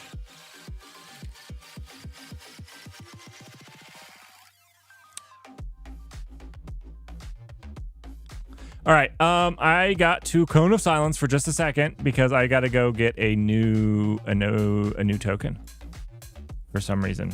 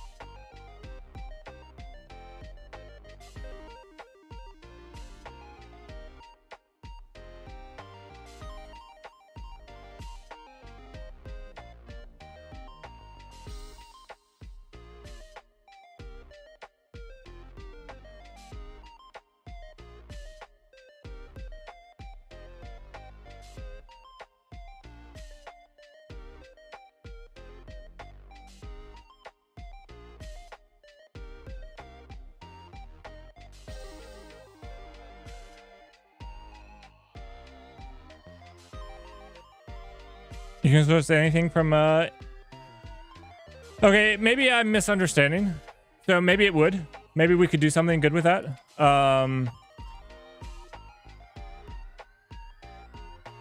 I guess I generally just don't put them in my environment if I don't have to.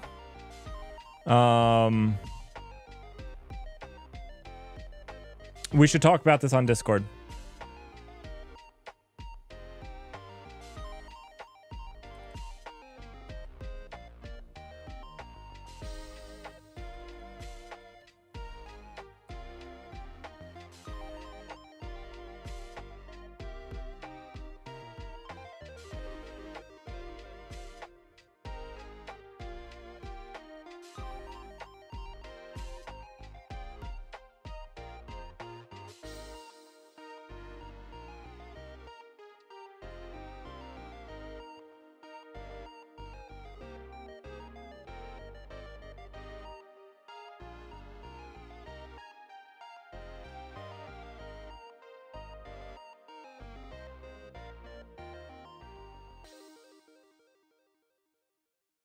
I hate tokens.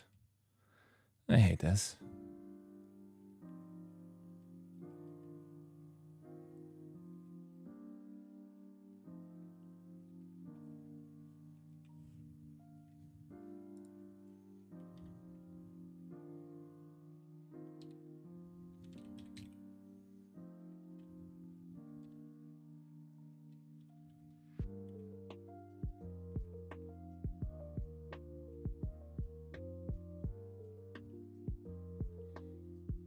One second. I'm just updating this token.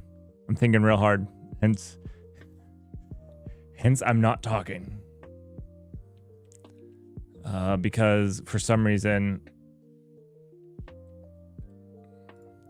I don't know why sometimes these get invalidated because I'm doing something wrong, obviously.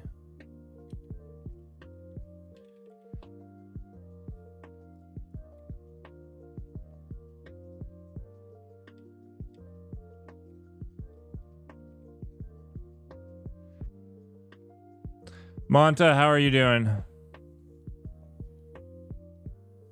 We worked on your PR this morning a little bit.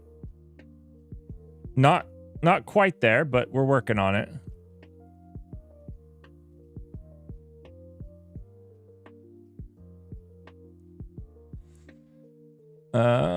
Let's see. It didn't like our token again. Token is not authorized for use. Give me a second. I don't know why. I don't know why it's not liking this token.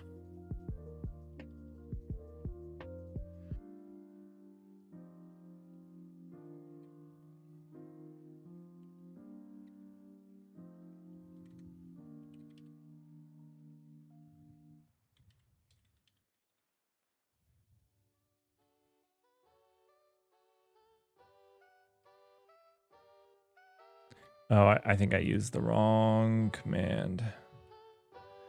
I think I used the wrong command. All right. Because I didn't ask for. I didn't ask. When you get the token, you have to ask for all the scopes that you want, and I don't think I did. I don't think I did.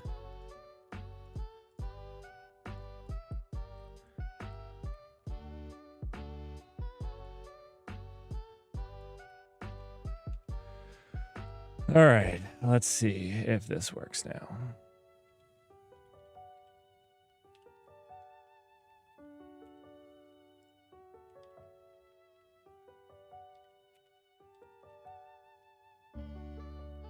All right. I got it. I got it working through pain. My bad.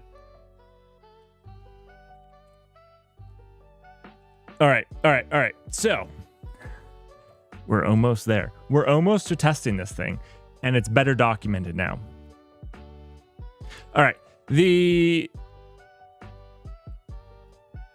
back end is here. The front end is here. This should be listening to this. So let's test that. Or back end is here. CLI is here. Twitch back end is here. And we'll do the front end here. Okay, that's how we're doing. Okay, so let's do this because now there should be a client is connected. So now we should get, boom, something blew up on us. Why did it blow up? At least all three of them are working together now. Why did it die? Why did it die? Why did you die? Oh, we did a ban. Okay, and we don't support bans yet. Did you guys know whenever we ban somebody on this, it crashes our... Okay, we need to fix that. It shouldn't be a crash when it's an unsupported event. What noob created this? Oh my goodness, it's terrible. Let's follow. Let's do a follow because there we go. Okay, so it's all working. Now we got to run the front end.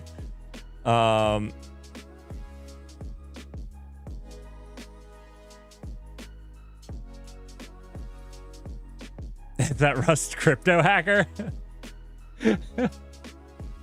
I was forging tokens in the fires of the Hellspawn. I don't know. I'm not as good as the AIs at making up stuff, okay? It requires work for me to make stuff up. Man, was that Forge hot.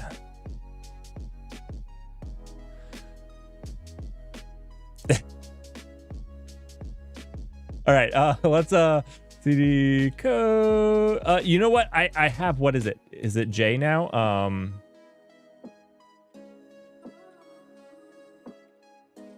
Oh, look at that. Just jumped right to it. I gotta remember to use that. New superpower. Just J around to places. All right. Now we can put our trunks on. Trunk. Run. Serve. Trunk serve. Address. This looks right. This looks right. It did not compile. One complaint I have with Trunk is it won't compile, and then it will run the last version that did compile. This isn't even in our code. This isn't even part of our code. I never write unsafe.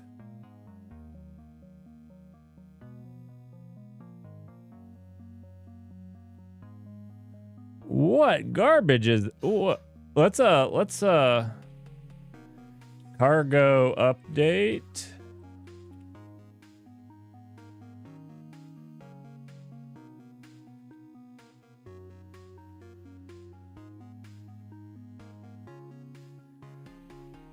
What has happened?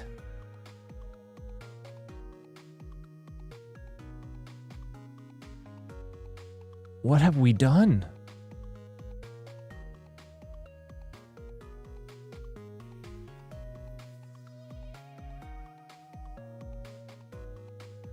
Like, this is all like random crate stuff in Mimchar, which I don't even directly use. I'm going up. I'm going up.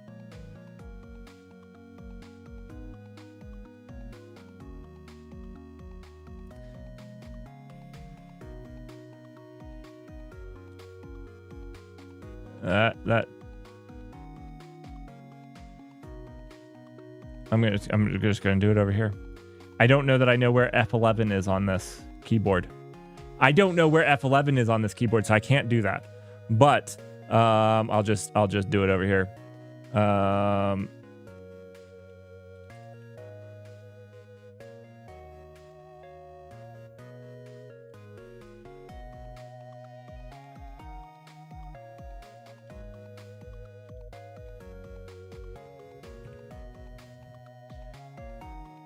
Let's see. Oh boy.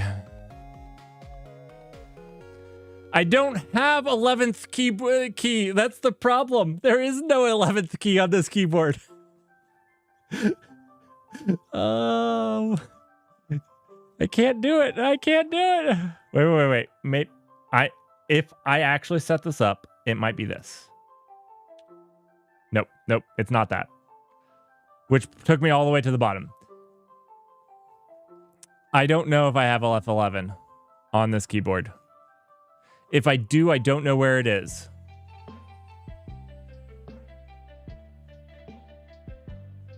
Wait. Did I? Oh, my goodness. Do I just need to output this to a file? I think I do.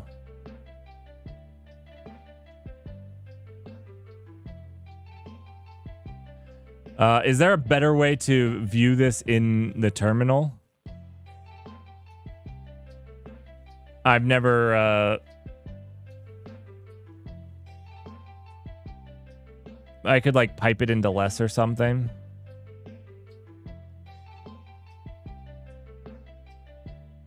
These are all still in the crate.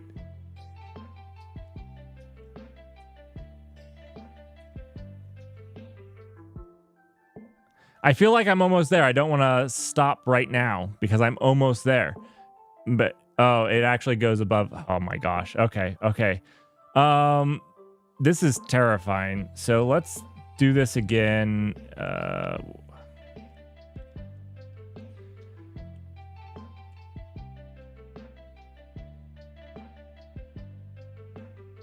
What do we want to pipe it into though? We can just do oh.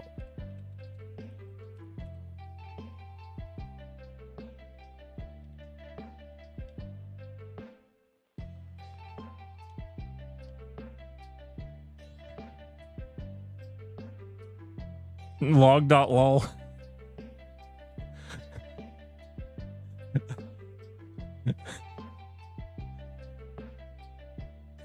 Oh yeah. I did the wrong thing. I was not thinking. This is fantastic. Fantastic. Error from HTML pipeline. Oh, beautiful.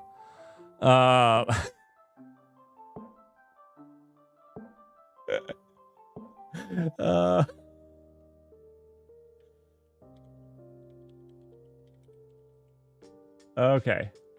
All right. Let's get out of this. Convert to Go app.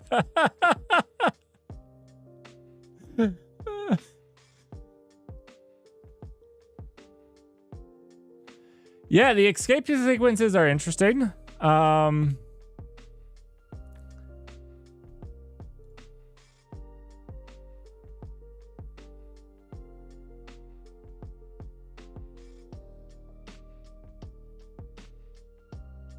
Yeah.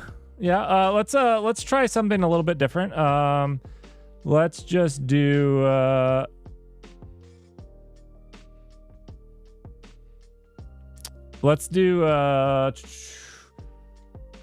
standard error is what? Let's see, $1.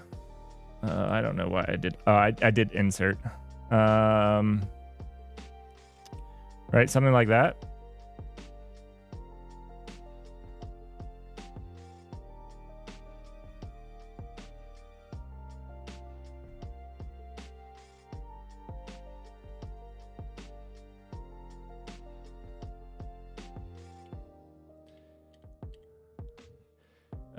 We can do what?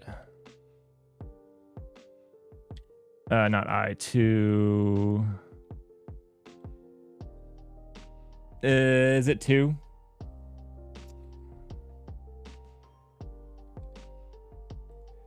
Is that what I wanted? No. I don't know why I put the $1 there. Is it 2 that goes?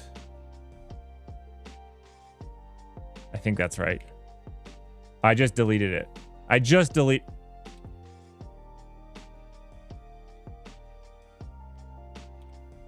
There we go.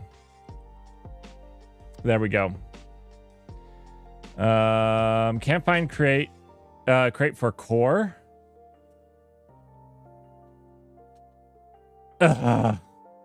What? I know that this is installed.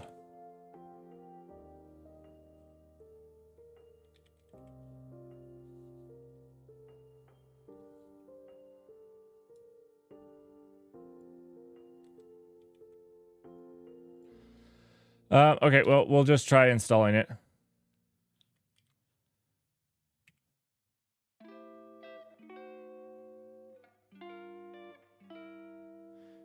I mean, Dutch, do you know your unknowns? Or are they unknown unknowns? I think it's a perfect name, unknown unknowns. You just don't know. You can't know what you don't know. Right?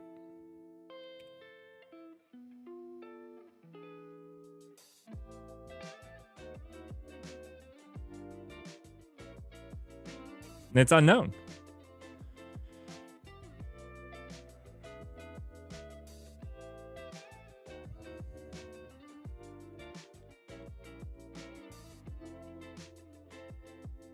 I completely hid the issues now in this file. Let's see. Unused import time. Oh, this is in my code now. Okay, this is good. This is what we needed. Let's actually just take off this garbage here. There we go.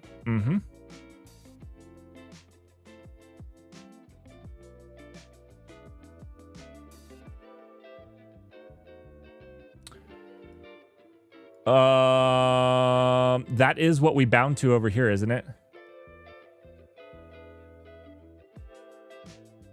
Oh, because it's running over here. It's running.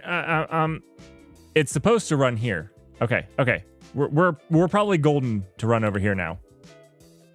Boom. We're running. All right. Back end is running. Front end is running. We can send Twitch alerts. We have a server. We should be able to see it here now when it goes. Are we ready? Are we ready? Channel follow. I don't know.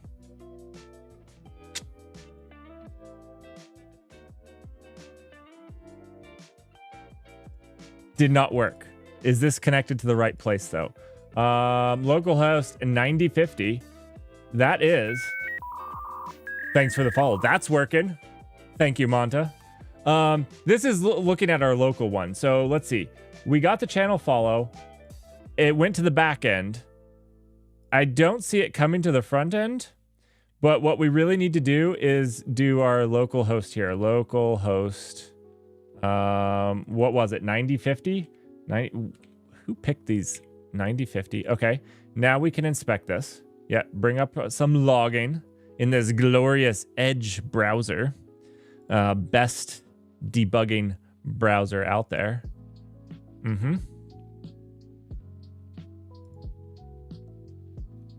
All right. Now we should be able to send this and trigger that. Jump over here. Oh, yeah. Oh, yeah, it is working. It's just not working over here.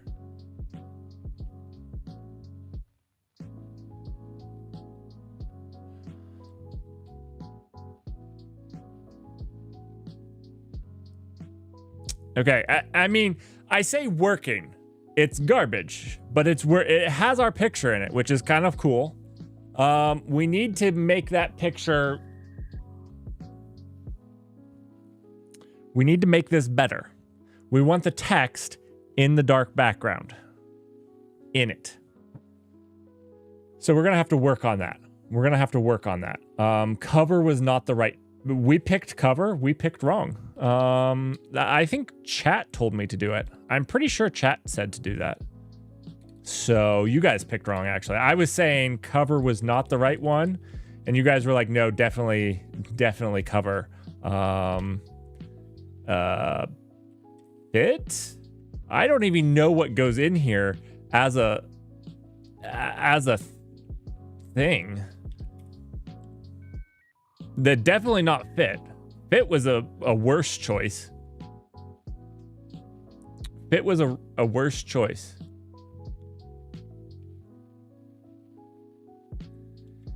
AI help me. AI wants cover. I feel AI wants cover. All right. But it is high noon. It is 5 minutes past high noon.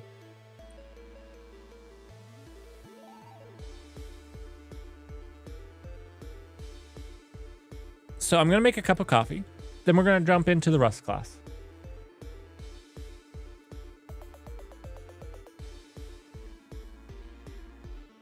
Then we're going to get into the Rust class.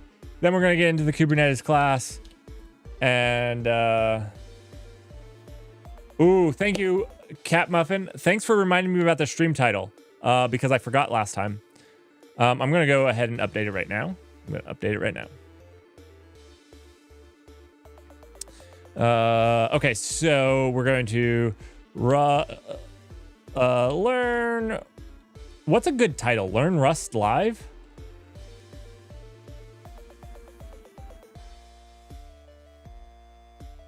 All right, I'm going to update it to Learn Rust Live right now. I'm going to go make a cup of coffee. I'm going to take probably 15 minutes. I'm going to hug my children. I'm going to make a cup of coffee.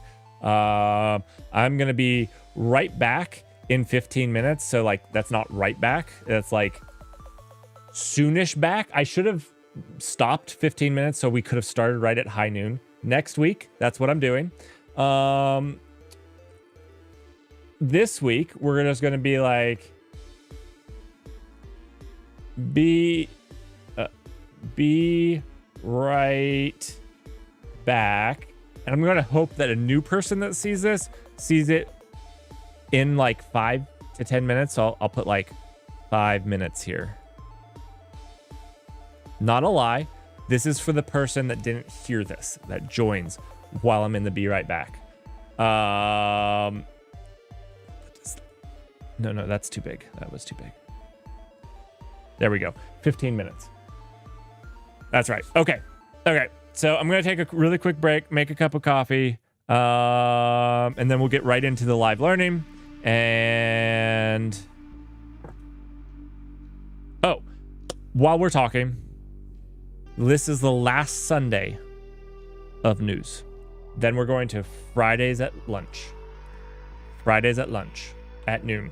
I'll post a thing in the Discord tomorrow for the news. I will show it on screen and post a link in chat with the time so everybody can see. We're going to start doing a lunch stream on Fridays, and we'll be doing the news then. Just as a reminder, this Sunday, last news on Sunday. Okay, be right back.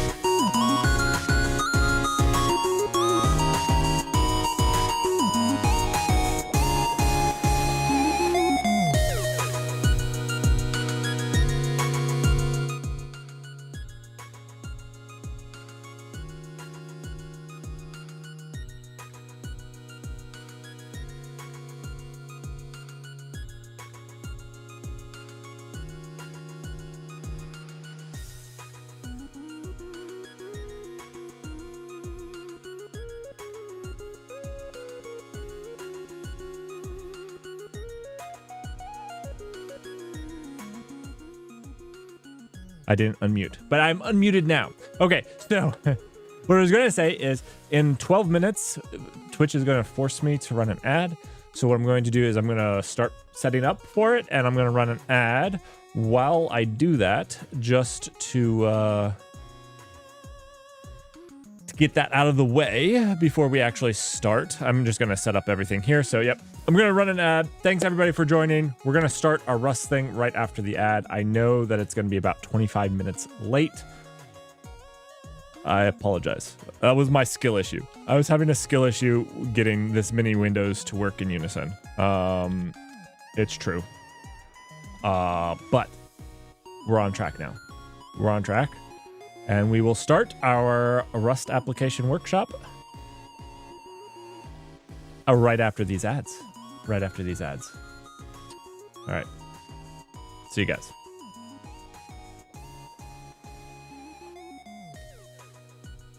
Alrighty. Let's get out of here.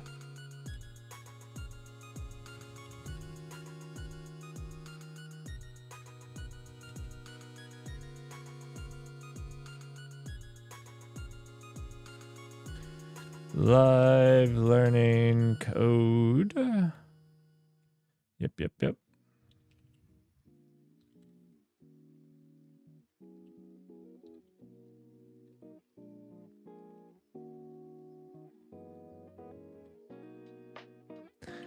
Of course, I didn't do it.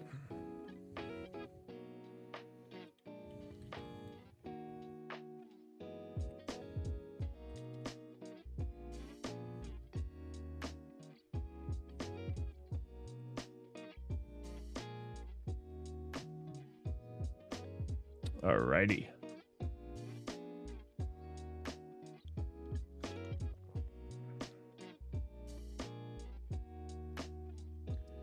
Future Highway, you are brilliant. I should have run an ad while I was away for coffee. You guys are better streamers than I am. Better streamers than I am. Okay, so ads when I go get coffee should always do that. To get them out of the way for you guys. So sorry about that. And then yeah, I got the stream title updated, I think. Yeah. Learn Rust Live. Perfect. All right. Let's yeah, we still have a minute 20. Let's clean this up. Let's see. We just don't need most of these. The other thing I'm going to do is I'm going to, on the super secret side over here, I'm going to get my my notes up. I do follow some notes, I know.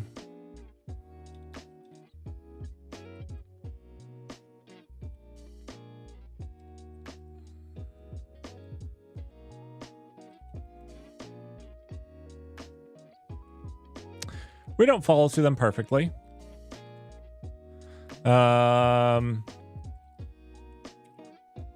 It's mostly so I have a thing to shoot towards.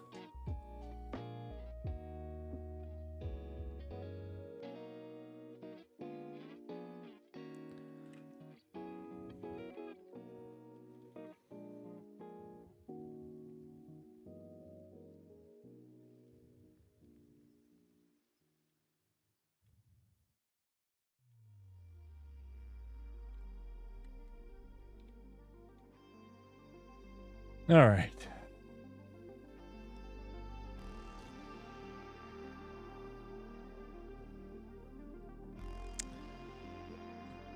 We'll turn off the music for now.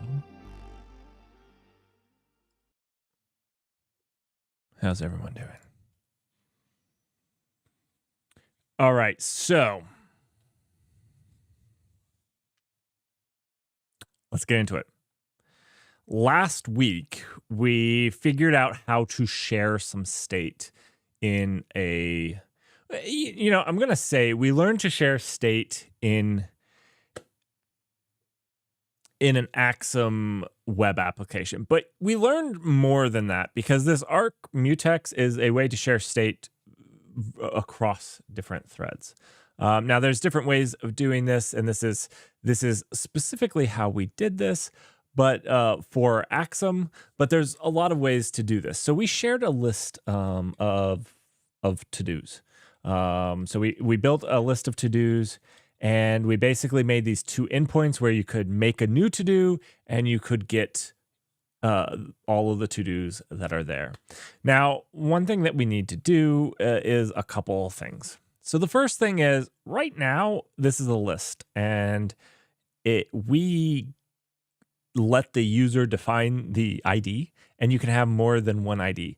I think maybe what would be nice here is if actually instead of a list, we made this a hash map and ID was generated for the users. We can think of this as a database, where there's a unique ID that's generated and that could be used to reference. Now you could search for to-dos and get the ID. So you could search by name or something like that. But you can't. So anyways, let's start making this a little bit more usable, how we would like it to be used. If we can, I'd love to get to actually making a SQLite database today, but that might need to be next week. Because right now the API needs a little fixing up. Okay, so let's get into it. One of the cool things that this is going to force us to do is basically when somebody posts, they're going to post a to-do without an ID. Now, there's a couple ways we could handle this. We're going to handle it both ways. But there's two ways that you could do this. One is basically when they post, you make it optional. How do we make a value optional in Rust? Well, we've kind of seen this with the unwrap and none or some. But what you can do is you can make your own thing optional by just doing option here. Thanks for the follow. So now what we're saying here is this is a option of U64. Thank you, PostgreSQL. This is an optional. And so that means that it doesn't have to exist. You can think of this as Rust's ways of handling null. And so you'll see here, Rust is actually telling you, try wrapping this expression in some. It no longer just takes a 1 as an ID, it takes some.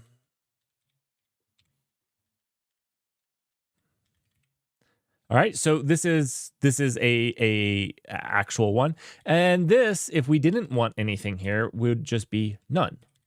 So this is in terms of other languages you might be familiar with, this would be either null or nil or whatnot. But it is way better than null or nil because you won't get the runtime compiles error, or you won't get the runtime issues of trying to do something with uninitialized memory, because this is initialized memory, and this is a wrapper that you have to unwrap to access the actual value. So let's actually change this back to some. We'll just do it to some too. You know what? I need to disable.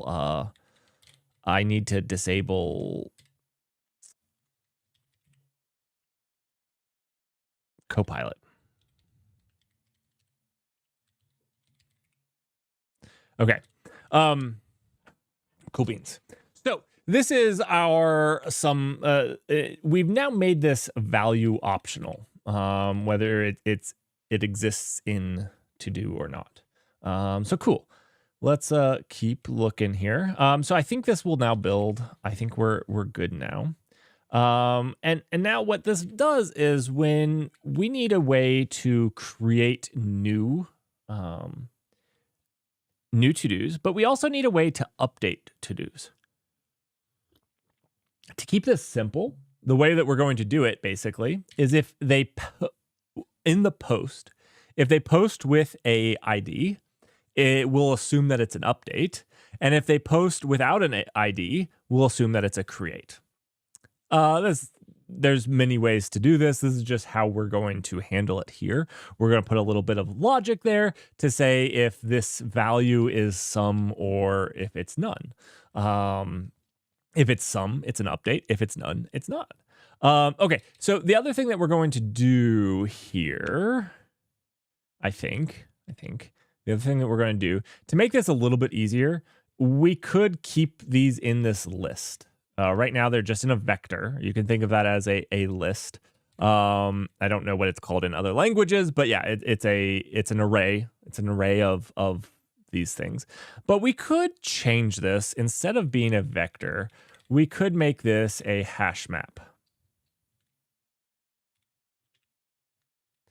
So we could make this a hash map. And if we use hash map, we're going to have to do std collections hash map. So you're going to have to include hash map, and then we now have a hash map. Cool.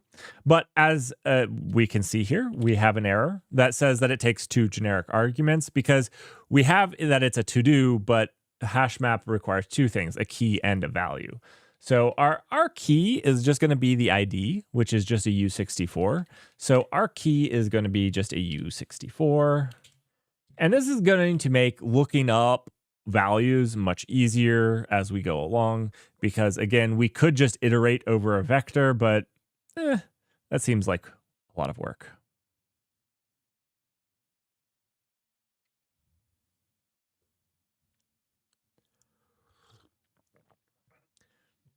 Machine learning class is later this year. Machine learning is later this year. Right now, we're just learning Rust. We do plan on doing a machine learning later this year. Probably in the fall. Sometime. Okay, so now we have this hash map. We can start to update the places where we used vector. So, we can just search for vec to see that we created a new vector here. And really, we're just going to delete all this. This was like us pre-including stuff. We don't need to do that. Let's see. What we're going to do. What are we going to do here? What are we going to do here?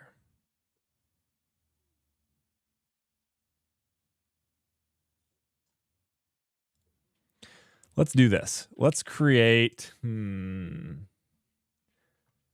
don't like how I did this, actually. I don't like how we did this. We're going to go a little off script. We're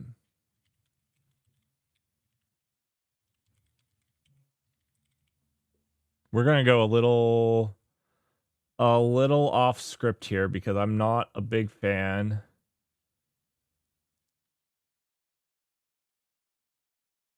of what I did originally. So instead of this macro that we get to use for vector, what we're going to do is we're going to do hash map. There we go. And then I believe it has a from. Yes, it does have a from. Does the from do what I think it does?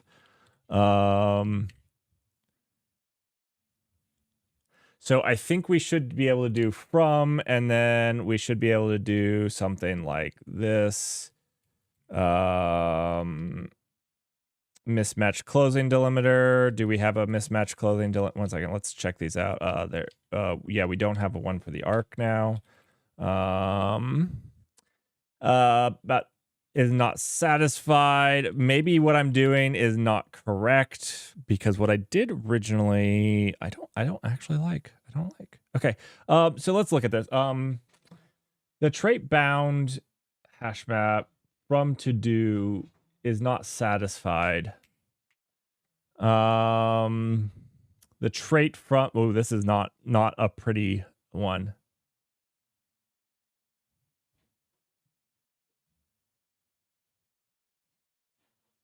Oh, it needs a key and a value. I get it. Okay. Because we were just giving it. So this would be something like this.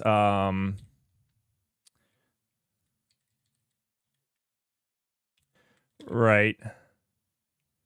Yeah. Okay. I was close.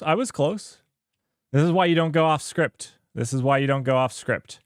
I like the ability to go off script, though, because I think that that is, somewhat realistic. And I get to fix some of the stuff I did.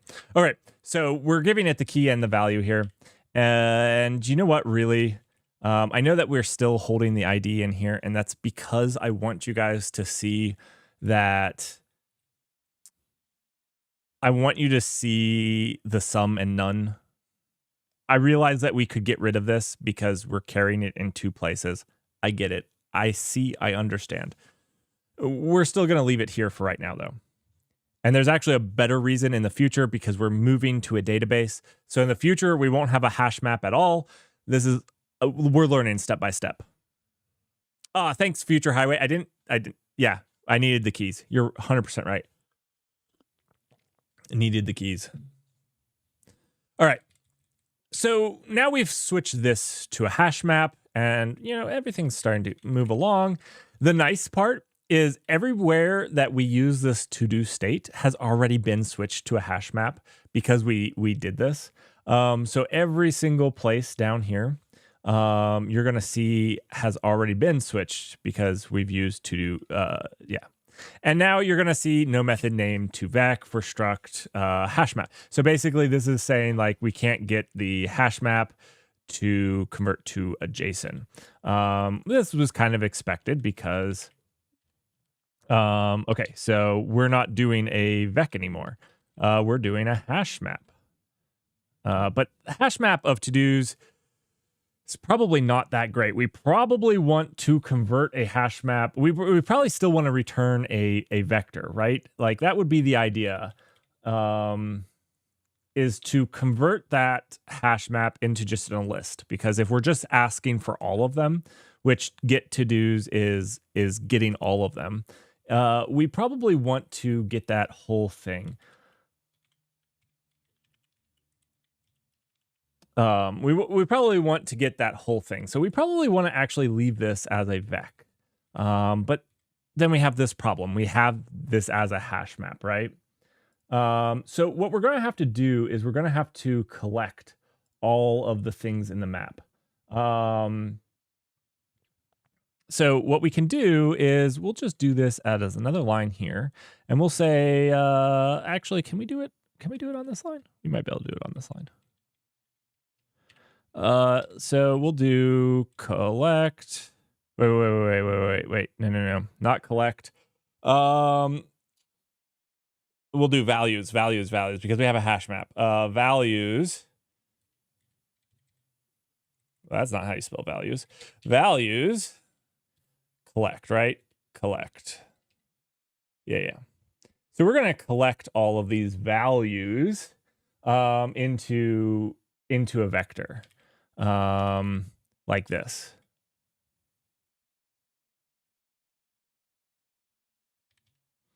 And now it's going to say a value of vector to do cannot be built from the iterator over elements of type reference to do. The trait from iterator is not implemented for vec to do. Okay.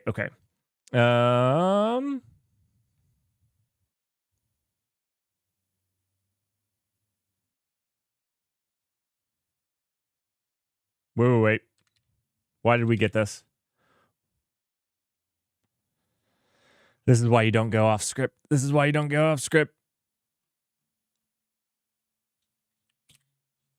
One second. I need to think on this. Should have just jumped straight to the database. I don't think that there was a really cool thing. We're going to do it. Okay, so we have a reference of to-dos instead of to-dos from this. I don't want to get into references though. So I'm trying to think of the right way to solve this with keeping it simple. So give me just a second to think on this. Because there's the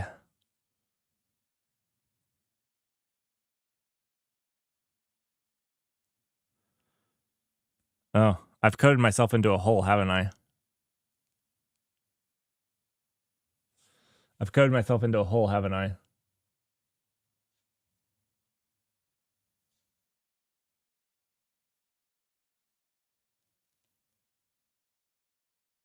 No, I want to avoid lifetimes. Like, this is why, like, I need to think, because the goal was to avoid lifetimes. And if we can't do this without lifetimes, we need to come up, I need to come up with a different way of doing this, right? I want to just clone my way, yes. Right? Clone should be the solution. I just not thinking of how to use clone in this.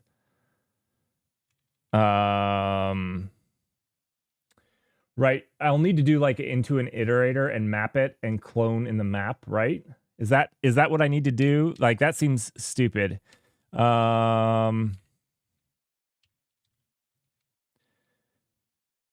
I can do like the into iter and then map. And then we can...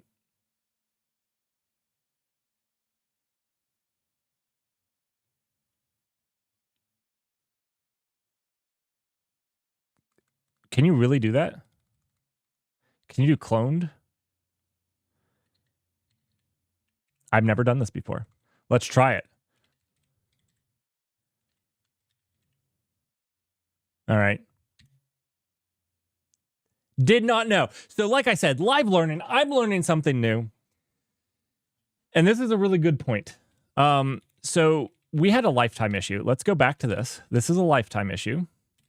And I think that this is a really good point for beginners. When you get into this lifetime issue, the easy way is to clone. I've never actually used a clone on a VEC like this, but this is a cool thing to know. So a lot of the times, if you get stuck in this, the best way to do it, that is not what I meant to do. The best solution, if you don't know what you need to do, is to clone it. And I'm mistyping. Sorry. I'm mistyping again. Okay. Okay. It is to clone it. I didn't know that cloned was a thing that you could do on values. That's awesome. That's awesome. Tab. It's tab. Okay. So what this is doing is collecting this into a vector for us to return. And that's all it's doing. Sorry about this. I didn't know that this existed. Cool. Okay. So then we don't have push, of course, because push is a not on. It's not on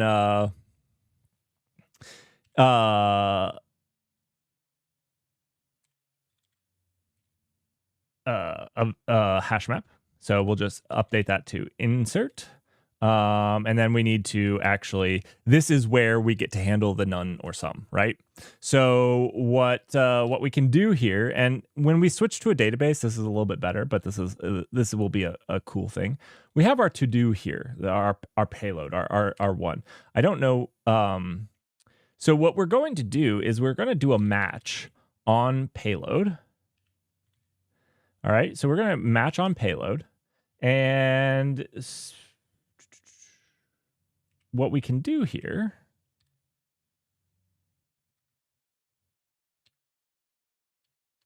is match on this. And now, if we remember, payload itself is a to-do. But actually, I said match on payload. I don't want to match on payload. I want to match on payload ID. Remember, this is an optional. This ID is optional. So an option has two possible states that it can be in. It can be in some, where it has some value, or it can be in none, where it has no value. So we're going to do the sum first. So we'll do sum.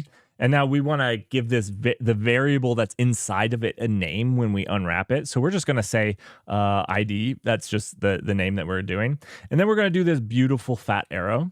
And now we can write some code. So if there is some, we want to actually insert this into to-dos. If there's an ID, we actually want to update it. So we'll do to-dos dot insert. Nope. Insert like this. And then our key is going to be ID, because that's the ID that we unwrapped. And then the value is going to be our payload. All right. So this gives us some, which is cool. All right, so now you'll see this diagnostics mismatch type expected a unit type of nothing, found enum, std option to do. All right, so what does that mean? What does this mean? Well, it thinks we're trying to return it. Remember that last statement that doesn't have a semicolon? Well, we didn't put a semicolon on it. So remember that Rust can return anything. And so it was trying to return whatever this returned, and this line returns nothing. That's the open and close parentheses, basically an empty tuple. So that's what that means. So that was helpful. Okay, cool. We have another error, okay? Well, there's a missing none coverage. Now, there is Rust requires that you handle every possible case. Now, you can handle none because this has just 2 branches. But if it had more branches, let's say you matched on an integer, and obviously integers have an infinite number. The way you handle this is by a catch-all. This would be a catch-all. Basically, it says if nothing else matches on it, underscore will match with it. So that's how you do a catch-all. But we don't want a catch-all because we only have 2 possible things. So we'll do none here. None is our other one. So we know very well what it's going to be. And on none, we basically want to generate a new ID for it. Now here, this is where a database is going to get better at managing a new ID for us, but yeah.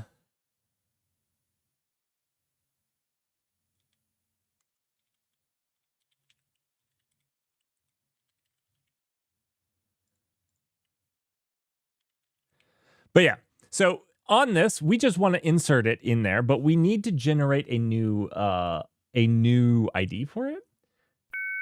Thanks for the follow. Thanks for the follow.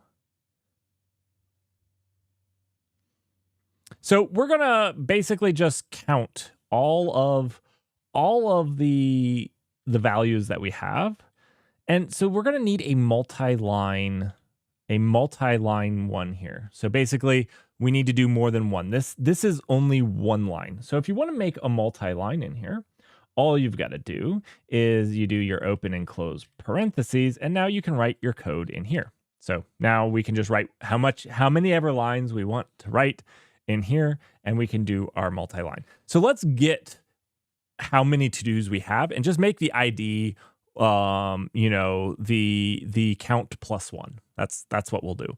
We'll just do the count plus 1. Now, when it was a list, this was a little bit easier because we had a list, but now we don't. So we can do the same thing that we did up here and just access the values. So we'll do to-dos dot values.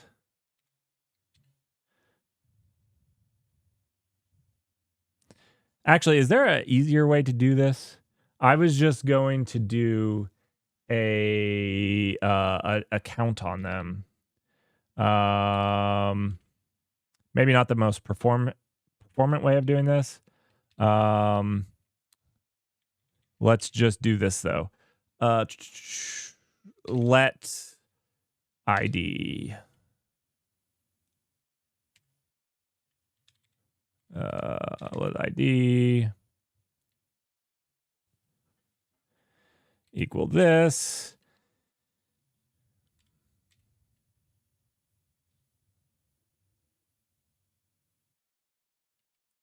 Does a hash map have len? I've never actually. It does. Okay, there we go. That's beautiful. Okay, +1. Right? We're adding 1. +1. If I can do that. That's not what I meant at all, right? Not at all. Not at all. Oh, typing. It's hard this morning. All right. So I'm ignoring this error. We're going to get back to this error in just a second and explain what it is. This is why I like doing the live learning, is we get to see these things, because I think the error handling is one of the things that scares people away from Rust. This type of message is, it's angry. It's a little angry, but it's there to protect you. Okay, so we got the ID, and now we can do to do dot insert insert, right? ID. Now the thing is, our to do has an ID of none. And again, this gets better in the database world, but we probably should update it. We probably should update our payload. Now, it's immutable right now. What was passed in is immutable. We don't have a mutable reference to it. And you know what? I think that's good. I think that's good. So how would we do this? We want to I clicked something wrong. We can't put payload here.